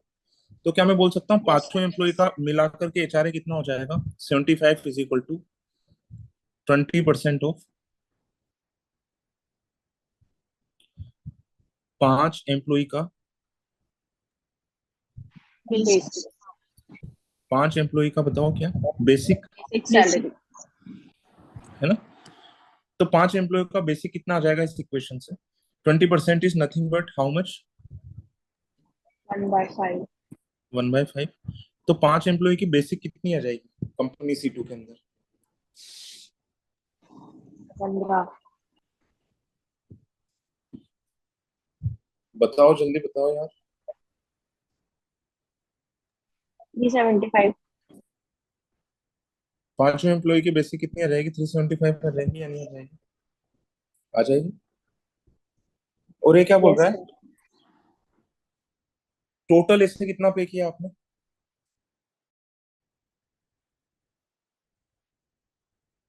कितना पे किया बताओ? 200। 200, है ना? पांचों एम्प्लॉय का मिलाकर, पांचों एम्प्लॉय का मिलाकर के CA कितना पे किया होगा फिर आपने? 50। 50। 25% है ना इसका, 25% ऑफ 1/4। 50 पे किया होगा। और इसका, और इसका 20% और निकाल लो। टोटल HRA कितना पे किया होगा आप? 20% निकाल लो इसका। 20% कितना होता 75।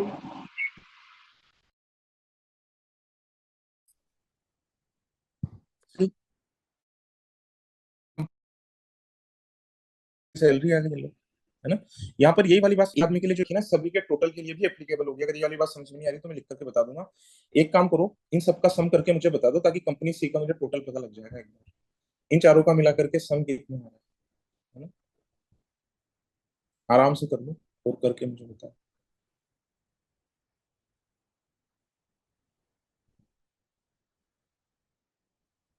कितना आ रहा है, बताओ। 600। गलत बोल रहे हो।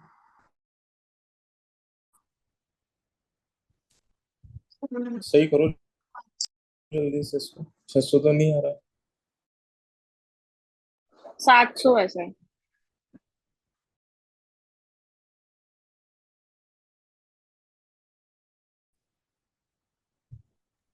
700। 700 आ रहा है, ठीक है ना, 700 आ रहा है, 700 ठीक है।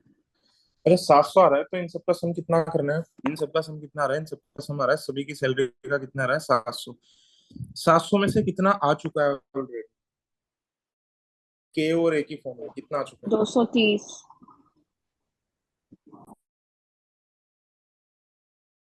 है, 30, यानी कि मुझे 3 नंबर लाना है। 47 है ना, यस सर। बात समझ आ गई है। बोलो। अच्छा 470 बनाना है, तो 470 मुझे बहुत ज्यादा सम तो नहीं लग रहा है, छोटा ही लग रहा है, ठीक है ना। एक काम करते हैं हम लोग, यहाँ से शुरू करते हैं इन तीनों से। मिनिमम सम कितना आ सकता है, मिनिमम सम।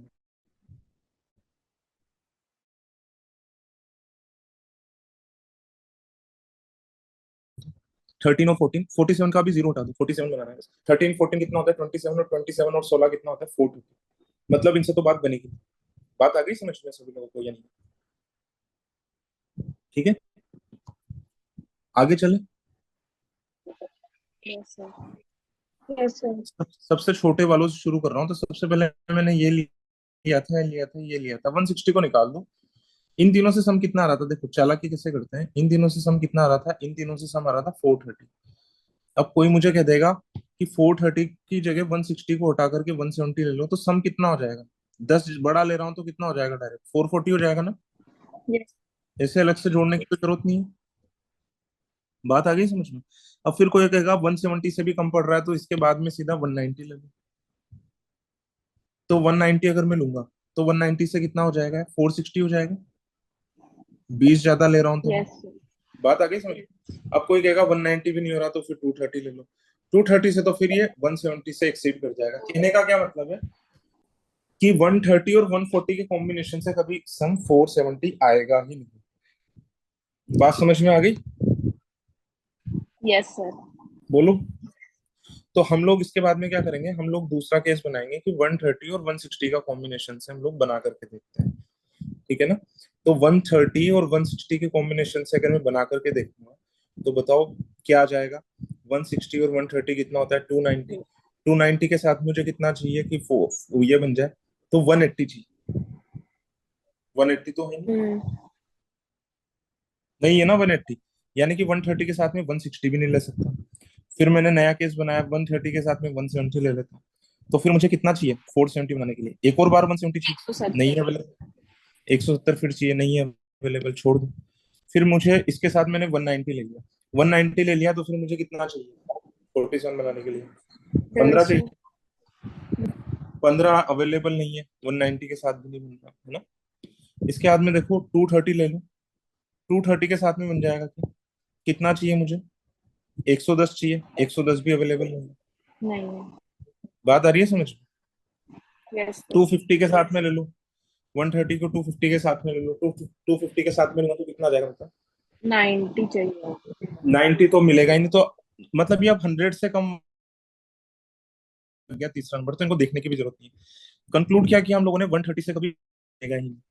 130 से नहीं बनेगा तो फिर मैंने लिया 140, और 140 के साथ में दूसरा नंबर लिया मैंने ये। तो ये दोनों मिलाकर के कितने हो गए बताओ। 300 इससे बन जाए। इससे बन रहा है ना। क्या कोई और कॉम्बिनेशन है जिससे मैं बना सकता हूँ, तो ध्यान से देखो। अगर मैं 140 और 160 के साथ में अगर मैं कोई भी दूसरा नंबर लूंगा तो वो एक्सीड कर जाएगा। ये तो बात यस सर। डिसाइड हुई गई कि 130 तो कभी आ ही नहीं सकता, 130 कभी आ ही नहीं सकता। करने का केवल यही एक तरीका नहीं है जो मैं बता रहा हूँ। आपके अगर दिमाग में कोई दूसरा सर phobia, आप में जो क्लू नहीं यूज करें, वाले तीन सही बना भी इस करके बड़ा नंबर लूंगा तो फिर बनेगा नहीं। हाँ बोलो, बोलो बोलो जल्दी बोलो। कोई कुछ पूछ रहा था? नहीं पूछ रहा, ठीक है चलो। तो ये कितना हो जाएगा 140, फिर कितना हो जाएगा 160, और फिर ये कितना हो जाएगा 170। ठीक है, बात आ गई समझ? इसको यस आप एवरेज से भी कर सकते हो। बताओ कैसे करोगे एवरेज? 700 लाना है, यानी कि एवरेज कितना बनाना है मुझे? बताओ कितना बनाना है एवरेज?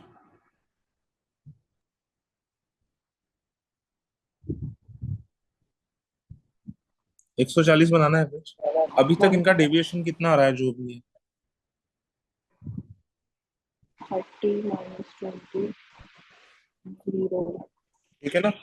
इन सब का भी मैं डेविएशन लिख देता हूँ। इन सब का कितना चाहिए मुझे? चाहिए प्लस का 50 चाहिए, 3 नंबर ऐसे लेने। तो इधर ध्यान से देखो, इसका डेविएशन आ रहा है -10, इसका कितना आ रहा है 0, इसका कितना आ रहा है 20, इसका कितना आ रहा है 30। मतलब 3 नंबर ऐसे सेलेक्ट करने हैं जिनका डेविएशन प्लस का कितना आ जाए 50 आ जाए। इसका कितना आ रहा है 50 ही आ रहा है सीधा 140 से। इसका डेविएशन कितना आ रहा है बताओ? इसका तो बहुत सारा है, 90 आ रहा है ना? इसका डेविएशन कितना आ रहा है 110 आ रहा है। इसका डेविएशन कितना आ रहा है 140 आ रहा है। 150 इसका डेविएशन कितना आ रहा है 150 3 नंबर ऐसे सेलेक्ट करने हैं जिनका डेविएशन प्लस का 50 हो जाए। दिख रहा है तो कौन कौन से बन सकते हैं ऐसे? दिख रहा है? यस सर 140 160 170 ऐसे और भी आसानी से हो गया नहीं होगा बताओ? यस सर कौन सा वाला मेथड ज्यादा अच्छा लगा, पुराना वाला या ये वाला? ये वाला ठीक है, किस किस को समझ में आ गया हाथ उठाओ एक बार। किस किस को समझ में आ गया ये? वसुंधरा जी समझ में आ गया आपको? ठीक है, तो अब तो आप नाम भी लिख दो। 140 किसकी इनकम थी बता दो, ये तो आप भी देख करके बताओ मुझे। बी 140, 140 थी बी की, 160 सी किसकी थी, और 170 किसकी थी? एन। बात आ गई समझ में? अब जो ये जो भी नंबर बचे थे ना हमारे पास में, इनको 1 मिनट, इनको तो मिटा दो, और इन नंबर में से जो जो नंबर हम लोग काम में ले चुके हैं उनको मिटा भी दो। तो 170 को, 160 को, 140 को काम में ले चुके, यानी कि अब हमारे पास में यही नंबर बचेंगे। ठीक है ना? अब इसके बाद में देखो, क्या मैं C4 की टोटल सैलरी निकाल सकता हूँ? तो देखो कुछ कुछ बातें इसने C4 की दे रखी है हम लोगों को, कंपनी C4 के बारे में। ठीक है ना? तो देखो ये क्या बोल रहा है, ई के बारे में देखते हैं सबसे पहले। तो ई को ऐसे कितना मिलता है? 50,000 50 मिलता है। 50 के 3 0 को मैं अवॉइड कर रहा हूँ। ठीक है ना? 50 मिलता है। तो ऐसे सीए कितना मिलेगा? 25। 25 ठीक है। अच्छा, इसकी टोटल सैलरी कितनी है मुझे एक बार बताना, तो टोटल सैलरी कितनी है इसकी? ई की टोटल सैलरी कितनी है? जल्दी बोलो ना। 200। 200 है ना? यानी कि क्या आप मानते हो कि इसका और इसका सब मिलाकर के 125 आ रहा होगा, क्योंकि 75 तो यहाँ तक हो गया। 50 यस प्लस सर। 25, 7, ये कितना आ रहा होगा? 125 आ रहा होगा।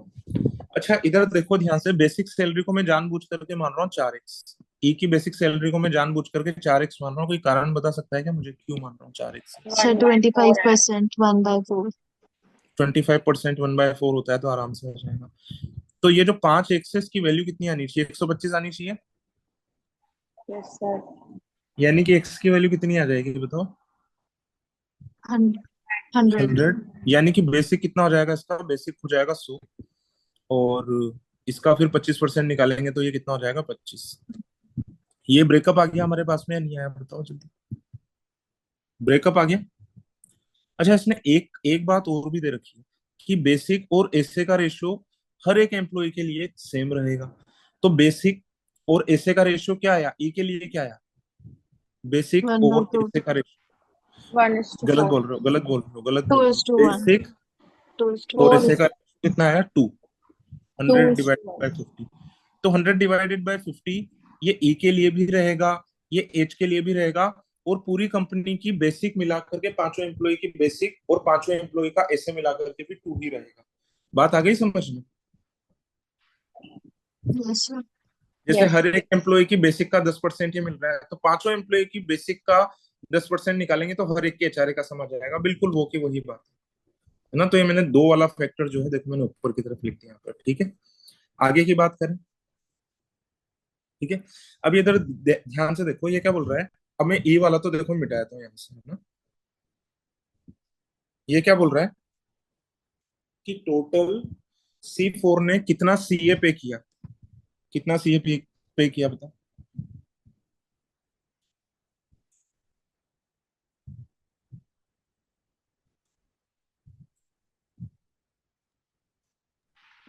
पच्चीस 65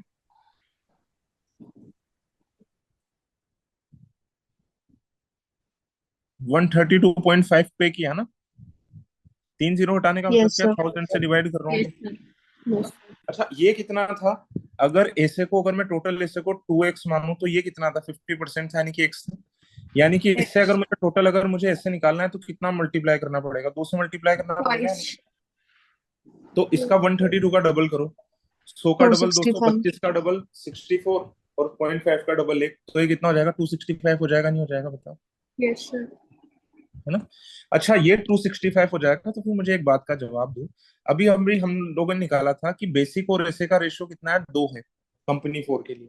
क्योंकि ई के लिए 2 है तो ये एच के लिए भी 2 है, ये बाकी के 3 एम्प्लॉय के लिए भी 2 है, और ये पूरी C4 कंपनी के ओवरऑल के लिए भी 2 ही होगा। तो इसका मतलब क्या, इसका टोटल बेसिक कितना आ जाएगा बता सकते हो क्या? क्या समझ नहीं आ रहा, अब लाइट चली गई तुम्हारी, जल्दी बोलो। 530 डबल हो कैसे किया, जाएगा 265 डबल का किया। डबल, यानी कि ये कितना हो जाएगा, 530।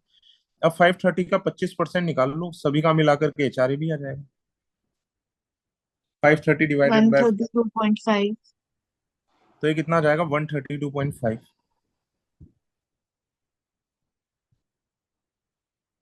बात आ गई समझ में या फिर नहीं आई? Yes sir. आ यस गई सर। होगी। इनका चारों का सम करो तो इससे कंपनी 4 की टोटल वो आ जाएगी, पांचों एम्प्लॉय की मिलाकर के सैलरी आ जाएगी, बताओ। सभी का सम करो।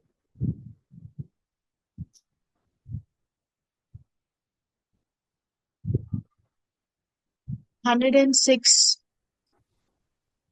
1060। एक बार सर ये आ रहा है। यस पहले तो बताओ कि इसमें कंफ्यूजन तो नहीं है ना तुम्हें, ये आ तो गया ना आ गया सर अजय, आगे। तो ये कितना हो जाएगा, 1060। तो 1060 किसकी होगी, इसकी 1060। 1060 में से कितना बना चुके हैं हम लोग, 200 प्लस 260 कितना, 460 460, 460 वी हैव मेड। नाउ कितना और 100 चाहिए, 600 और चाहिए। तो यस 600 सर। देख लो, 600 किस किस से बनाना है। टॉप 3 कंटेंडर को अगर मैं करूंगा तो ध्यान भी देने की जरूरत नहीं है, तीनों को 25 25 25 भी मान लो, तब भी ये कितना हो जाएगा, 75 से बड़ा हो जाएगा, आएगा ही नहीं इससे। सबसे यस बड़े सर से शुरू करें, सबसे छोटे से शुरू करें, सबसे छोटे 3 से शुरू करें, किससे कैसे समय कम बनाने पड़ेंगे, एक काम करते हैं सबसे छोटे 3 से शुरू कर देते हैं। 130 और 190 कितना होता है बताओ। 320 सबसे 320 छोटे इन 320 तीनों को देखो, तो ये होता है 320, और 320 और 230 550 कितना होता है, 550 550। कितना कम पड़ रहा है, 50 50 50 कम पड़ रहा है ना। 280 ले लेंगे 50 कम पड़ रहा है तो एक काम करो, सबसे पहले मैं 130 के अंदर भी मैं ये वाला केस लेकर के चल रहा हूँ कि मैं इस पेयर को फिक्स कर रहा हूँ। क्या आप 230 को 50 कम पड़ रहा है तो 230 को आप 50 ज्यादा वाले से रिप्लेस कर सकते हो क्या, जो 50 ज्यादा हो 230 वाले से, यस सर। यस सर किससे कर सकते हो बताओ। 280 280, तो एक तो बन गया हमारे पास में ना। अब हमें ये भी इंश्योर करना है कि और बनेगा नहीं बनेगा, पर 130 और 190 के साथ तो ये एक ही बनेगा यूनिक। तो एक तो देखो ऊपर ही यस ऊपर देखो पेज पे मैं लिख रहा हूँ 130 190 और 280, एक तो ये वाला बन जाएगा, है ना। तो 130 के साथ में 190 होगा, तो फिर तीसरा पेयर ऑलरेडी फिक्स है। मैं 130 के साथ में कोई और फिक्स करता हूँ, 130 के साथ में 230 फिक्स करता हूँ, ये वाला।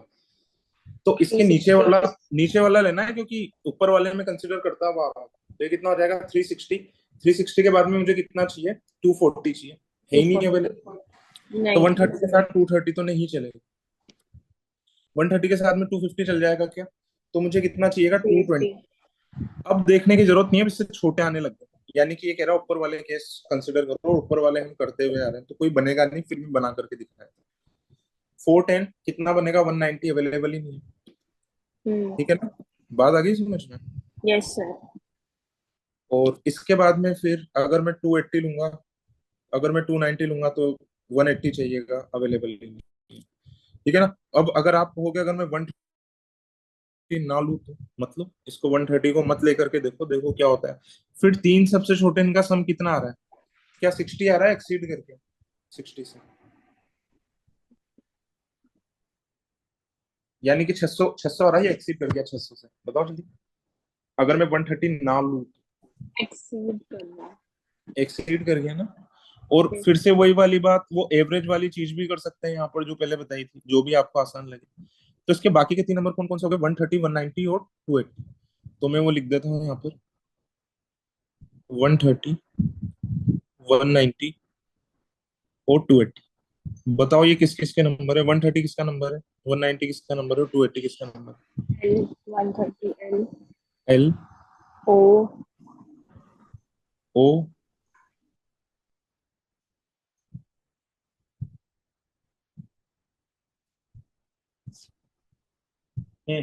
टू एट्टी आई किसका है। I आई I तो तीन नंबर और चले गए हमारे पास में, 130 चला गया, 190 चला गया और 280 चला गया। तो तीन नंबर बचे, वो कहाँ पर आ जाएंगे बताओ। C1 तो ये कितना हो जाएगा, 230 250 और 290। इनके लोगों के नाम भी बता दो जल्दी जल्दी।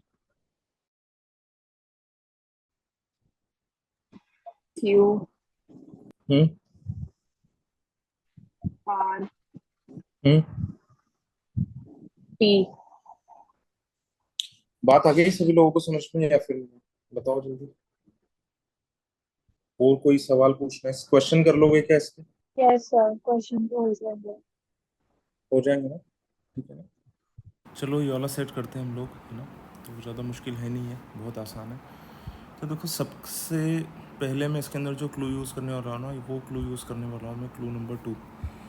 तो देखो क्लू नंबर 2 के अंदर सबसे पहले तो हम टाइम लिखेंगे, और टाइम लिखेंगे जो कि सबसे जल्दी वाला टाइम है, सो सबसे ऊपर लिखेंगे। और टाइम कौन कौन सा है यहाँ पर मैं पहले मार्क कर देता हूँ, यहाँ पर ये वाला ये वाला ये वाला ये और ये। ठीक है ना। तो देखो सबसे पहले टाइम क्या लिखा जाएगा यहाँ पर, 640। ठीक है, 640 के बाद में फिर दूसरा टाइम इसके जस्ट बाद में आने वाला वो है 720। ठीक है, 720 के बाद में आने वाला टाइम है 740।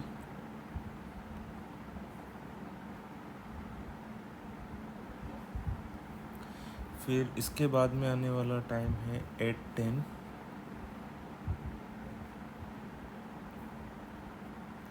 फिर इसके बाद में आने वाला टाइम है 820।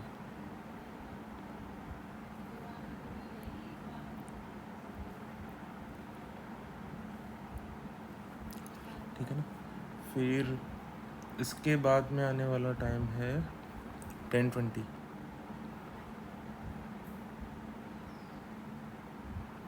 फिर है 1030 और फिर है 1050। ठीक है ना। मैंने इस ऑर्डर में टाइम इसलिए लिखा क्योंकि कभी भी इस टाइप से एक बार ऑर्डर में लिखने के बाद में फिर हमें ये दिक्कत नहीं होती, क्योंकि इस टाइप के क्लू इसके अंदर दिए हुए हैं कि ये इसके बाद में निकला था, ये इसके पहले निकला था। तो बाद में कह रहा है तो इस कॉलम के अंदर नीचे आएगा। जैसे 2 शिप है इसके अंदर, तो ये कह रहा है कि एक शिप बाद में आया था तो उसको नीचे लिख दूंगा, और जो शिप पहले आया था उसको ऊपर लिख दूंगा। तो इस तरीके से हम यूज़ कर सकते हैं इसका। ठीक है। अब इधर देखो ध्यान से, ये कह रहा है शिप नंबर 2, 4 और 7, तो शिप नंबर 2, 4 और 7 के लिए कुछ क्लू इसने दे रखा है ना। इसको मैं ऐसे लिख लेता हूँ इस वाले कलर से। तो शिप नंबर 2, 4 और 7, इनका टाइम क्या क्या था? इनका टाइम था 6:40, और क्या था 8:10, और क्या था 10:30। ठीक है। इसके बाद में दूसरा इसने दे रखा है शिप 136। शिप 136 का टाइमिंग क्या क्या था? 7:20, और दूसरा था 7:40, और तीसरा था 10:20। ये किसका टाइमिंग था? ये था 136। अब शिप बचे कौन कौन से हमारे पास में?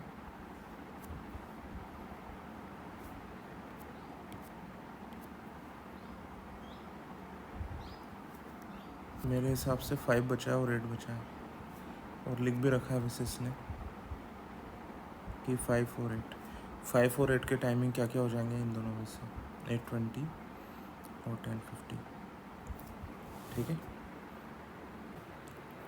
हम ये वाला क्लू यूज़ कर सकते हैं। कौन सा वाला? ये वाला क्लू बड़ा आसान लग रहा है, फिफ्थ वाला क्लू। फिफ्थ वाला क्लू क्या कह रहा है? ओनली। ओनली वर्ड को हमेशा मार्क किया करो, ओनली, एक्जैक्टली, एटलीस्ट, एटमोस्ट। इनकी वजह से क्वेश्चन गलत हो जाता है। तो केवल शिप नंबर 8 ऐसा था जो कि 1:30 से 1:40 के बीच में डे 1 पर सी में ही था। ठीक है। तो इधर देखो, 5 और 8 में कहाँ पर लिखूँगा? तो यहाँ पर लिखूँगा, यहाँ पर लिखूँगा। अगर मैं इस जगह पर 8 लिखता हूँ तो मैं इसको कितना भी मैक्सिमम ड्यूरेशन में इसका ले लूँ, मैक्सिमम ड्यूरेशन कितना होता है? 175 मिनट्स होता है ना। 175 मिनट्स का मतलब कितना हो गया? अप्रोक्सीमेटली 3 घंटे। 3 घंटे 8:20 से 3 घंटे काउंट करो, 9, 20, 10, 20 और 11, 20, तब भी ये वाला क्लू तो फुलफिल हो नहीं पाएगा। तो इसका मतलब क्या है कि शिप नंबर 8 कहाँ पर आएगा? शिप नंबर 8 आएगा यहाँ पर, जो कि 10:50 पर निकलेगा, और ये यहाँ पर आ जाएगा तो शिप नंबर 5 आ जाएगा यहाँ पर। ठीक है ना। तो इसकी पोजीशन लिख चुका है, मिटा देता हूँ इसको यहाँ से। ठीक है। अच्छा, अब 10:50 के बाद में शिप 8 की ड्यूरेशन क्या थी ये भी मुझे देखना है, ये भी हम लोगों को देखना है। तो ड्यूरेशन इसने 3 दे रखी है। एक तो दे रखा है 160 मिनट, एक दे रखा है 175 मिनट, एक दे रखा है 120 मिनट। तो 120 मिनट अगर मैं इसकी ड्यूरेशन मानता हूँ तो 120 मिनट्स कितने होंगे 10:50 के बाद में? 120 मिनट्स का मतलब होता है 2 घंटे। तो 10:50 से 2 घंटे हम लोगों को काउंट करने हैं, तो 11:50 एंड 12:50, तब भी ये वाला क्लू तो फुलफिल नहीं होगा। तो शिप 8 का जो टाइमिंग है ये नहीं होगा। इसके बाद में ये वाला टाइमिंग देखो। अब देखो, जिस तरीके से मैं आवर्स काउंट कर रहा हूँ ना, उस तरीके से आप काउंट करना। इसे 160 मिनट आप ऐड मत करना, हो सकता है आपको थोड़ी सी इसके अंदर दिक्कत आए। तो आप क्या करो, सीधा सीधा 3 घंटे काउंट कर लो इसके। 10:50 है तो इससे 1 घंटा, 11:50, 12:50 और 1:50, 150। अब ये 3 घंटे तो नहीं थे। 3 घंटे में कितना टाइम कम था? 20 मिनट कम था। तो 20 मिनट कम करोगे आप इसके अंदर तो ये कितना आ जाएगा? 130, यानी कि 130 पर ये पहुंच जाएगा। ठीक है। तो इससे भी क्लू तो गलत ही हो गया। ये क्या बोल रहा है? वॉज एट द सी, ये 1:30 से लेकर के 1:40 तक ये सी में ही था। जबकि अगर मैं इसका टाइमिंग 160 मानूंगा ना, तो ये 1:30 से लेकर के 1:40 तक सी में नहीं होगा, जबकि 130 पर ये शिप डॉक कर जाएगा। ठीक है ना, मतलब अपने डेस्टिनेशन पर पहुंच जाएगा। तो फिर एक ही ऑप्शन बचा, वो ऑप्शन क्या बचा? 175 मिनट्स, है ना। तो फिर इसके लिए लिख दिया मैंने 175 मिनट्स। अब देखो ध्यान से, इसके बाद में हमें क्या सोचना है कि जैसे ये वाला जो प्लेस है, इनमें 3 में से कोई एक नंबर आएगा। अब मैं आपको कह रहा हूँ यहाँ पर 4 नहीं आ सकता। 4 क्यों नहीं आ सकता? क्योंकि 4 ने अपने ओरिजिन से स्टार्ट किया है शिप 3 के स्टार्ट करने से पहले। अब आप कहोगे कोई बात नहीं, इसके नीचे शिप 3 लिख देंगे, तो शिप 3 आएगा पिंक वाले कलर में, इसके अंदर पिंक वाला कलर है ही नहीं, तो यहाँ पर 4 आ ही नहीं सकता। फिर मैं कह रहा हूँ यहाँ पर 2 भी नहीं आ सकता इसके अंदर से। अब आप कहोगे 2 क्यों नहीं आ सकता? तो इसका रीज़न आपको ढूंढना है यहाँ से कि शिप 2 अपने डेस्टिनेशन पर पहुँच जाता है जब शिप 1 अपने ओरिजिन से स्टार्ट भी नहीं करता। अगर मैं शिप 2 को मैं यहाँ पर लिख दूँगा, है ना, तो शिप 2 ने तो भी चलना शुरू ही किया है। ये कह रहा है ये शिप पहुँच भी जाएगा शिप 1 के स्टार्ट करने से पहले। तो शिप 1 की टाइमिंग आप क्या क्या रख सकते हो यहाँ पर? 10-20 रखोगे तब भी वाला क्लू तो फुलफिल नहीं हो रहा है कि 10-20 के पहले ही पहुँच जाना चाहिए ये अपने डेस्टिनेशन पर। जब इसने शुरू ही 10:30 पर किया है तो फिर ये शिप 1 के स्टार्ट करने से पहले यानी कि 10-20 पर पहुँच कैसे सकता है? या फिर आप 1 को यहाँ पर भी लिख लो कि जब शिप 2 10:30 पर ही शुरू करेगा तो फिर ये 7:40 के पहले पहुँच कैसे जाएगा। 7:40 क्या है, 7:40 से शिप 1 के स्टार्ट करने का टाइम। अब आप कहोगे शिप 1 को मैं और कहीं पर क्यों नहीं लिख रहा, गिवन है, ये मैंने कलर कोडिंग बना रखी है ना, इसलिए ही बना रखी है, इसलिए शिप 2 भी यहाँ पर नहीं आ सकता। तो फिर यहाँ पर कौन आ जाएगा, यहाँ पर आएगा केवल और केवल शिप 7,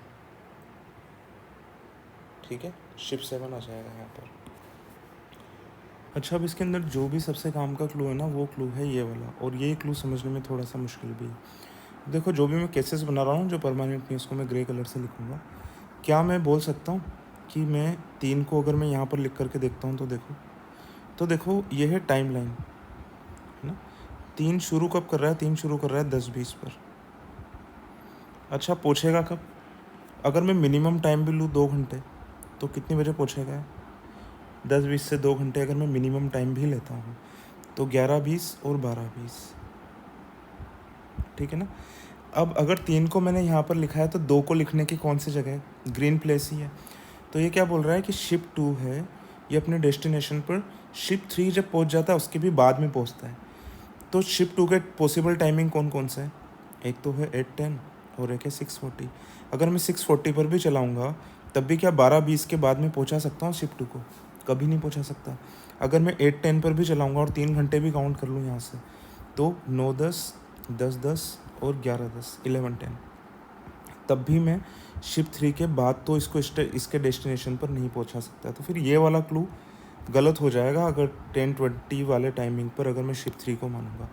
तो इसका क्या मतलब हो जाएगा कि शिप 3 यहाँ तो नहीं चलेगा, तो फिर शिप 3 कहाँ पर चलेगा, शिप 3 इन दोनों में से किसी एक जगह पर चलेगा, पिंक वाले कलर के अंदर इन दोनों में से किसी एक जगह पर चलेगा।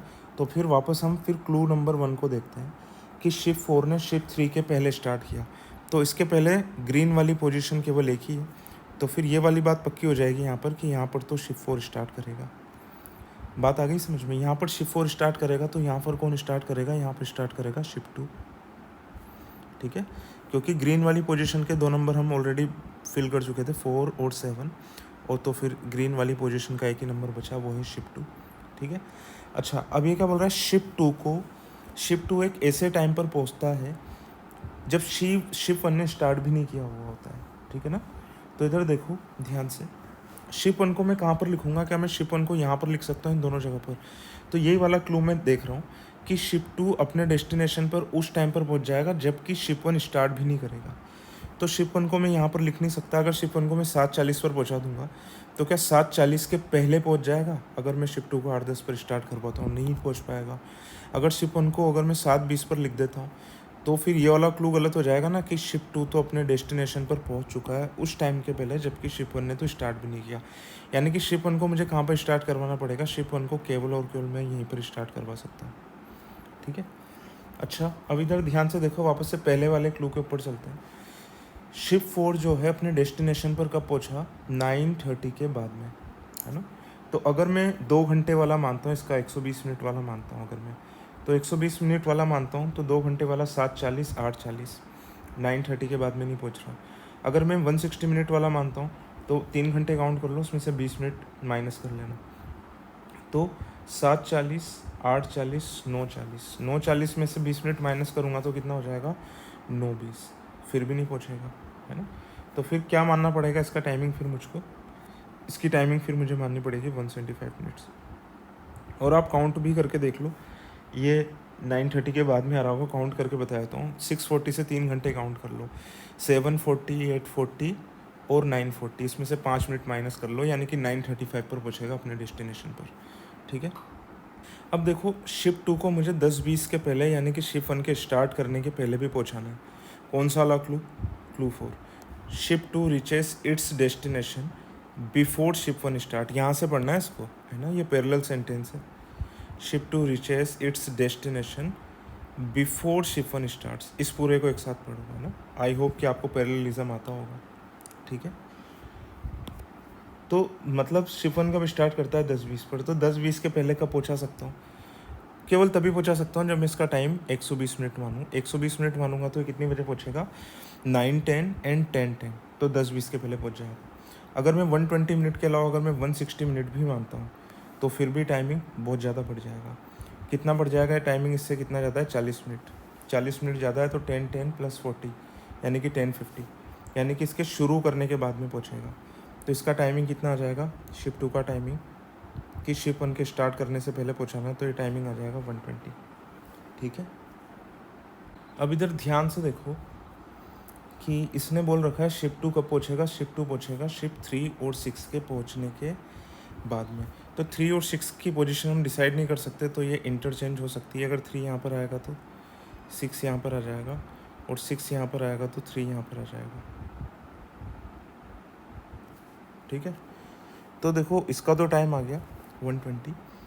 ठीक है, अब मेरे पास में क्या क्या बचा ऑप्शन में, और इसने ये भी लिख रखा है क्लू के अंदर, क्लू नंबर 6 देखो आप, कि 3 और 6 की जो टाइमिंग होती है ना दोनों की सेम होती है, या तो दोनों के अंदर, क्योंकि 175 तो मेरे पास में कितने शिप्स का था, 2 ही शिप्स का था, तो 175 तो मैं लिख नहीं सकता हूँ, 120 लिख सकता हूँ और 160 लिख सकता हूँ। ठीक है ना, तो देखो 160 तो मैं लिख नहीं सकता यहाँ पर, क्योंकि अगर मैं 160 लिखूँगा ना 160 मिनट में मान लूँगा यहाँ पर, है ना। तो देखो जो 7:40 पर जो शिफ्ट शुरू हुआ है ये कब पहुँचेगा, पहले मैं से 3 घंटे काउंट कर लेता हूँ, 8:40, 9:40 और 10:40। 10:40 यानी कि कितना हो जाएगा 10:20, यानी कि ये वाला जो शिप है, ये वाला शिप कोई भी हो, ये वाला शिप पहुँचेगा कब, ये वाला शिप पहुँचेगा 10:20 पर। और ये वाला जो शिप नंबर 2 है ये कब कब पहुँच रहा है, ये पहुँच रहा है 9:10 और 10:10। तो मुझे दोनों की टाइमिंग शिप 3 और शिप 6 की मुझे 10:10 से पहले की लानी है। 10:10 से पहले की लानी है, क्यों लानी है, देखो वापस से क्लू नंबर 4, कि शिप 2 अपने डेस्टिनेशन पर पहुंचा after ship 3 and ship 6 reach there destination, है ना। तो मुझे 10:10 से पहले की इनकी टाइमिंग लानी है, तो फिर मैं इनका टाइम ऑफ ट्रेवल कितना लिखूंगा, 160 लिखूंगा, 120 लिखूंगा, तो इसका जवाब है 120 ही लिखूंगा। ठीक है, तो यहाँ पर भी आ जाएगा 120 और यहाँ पर भी आ जाएगा 120।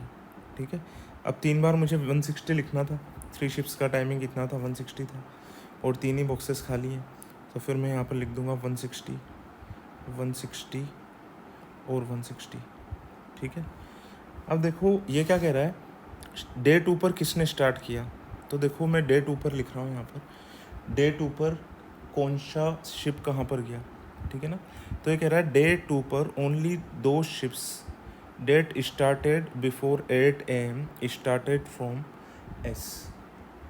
ठीक है ना, तो जो शिप 8 बजे से पहले पहले चले थे उन्होंने डे 2 पर कहाँ से स्टार्ट किया, एस से स्टार्ट किया। अब देखो मैं आपको एक बात बताता हूँ, डे 2 पर कहाँ से स्टार्ट कर रहे हैं, ये H2B जा रहे हैं, और जिस टाइप से सेट लिखा हुआ है यानी कि डे 1 पर कहाँ पर आए होंगे, ये B2S आए होंगे। बात आ गई होगी समझ में आप लोगों को। तो फिर ये वाले कौन सा शिप है जिन्होंने 8 बजे से पहले स्टार्ट किया था, है ना।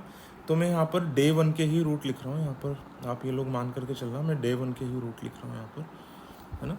तो डे 1 के रूट क्या क्या हो जाएंगे यहाँ पर, B2S जिन्होंने 8 बजे से पहले स्टार्ट किया था वो वाले शिप, B2S, यहाँ पर भी क्या आ जाएगा B2S।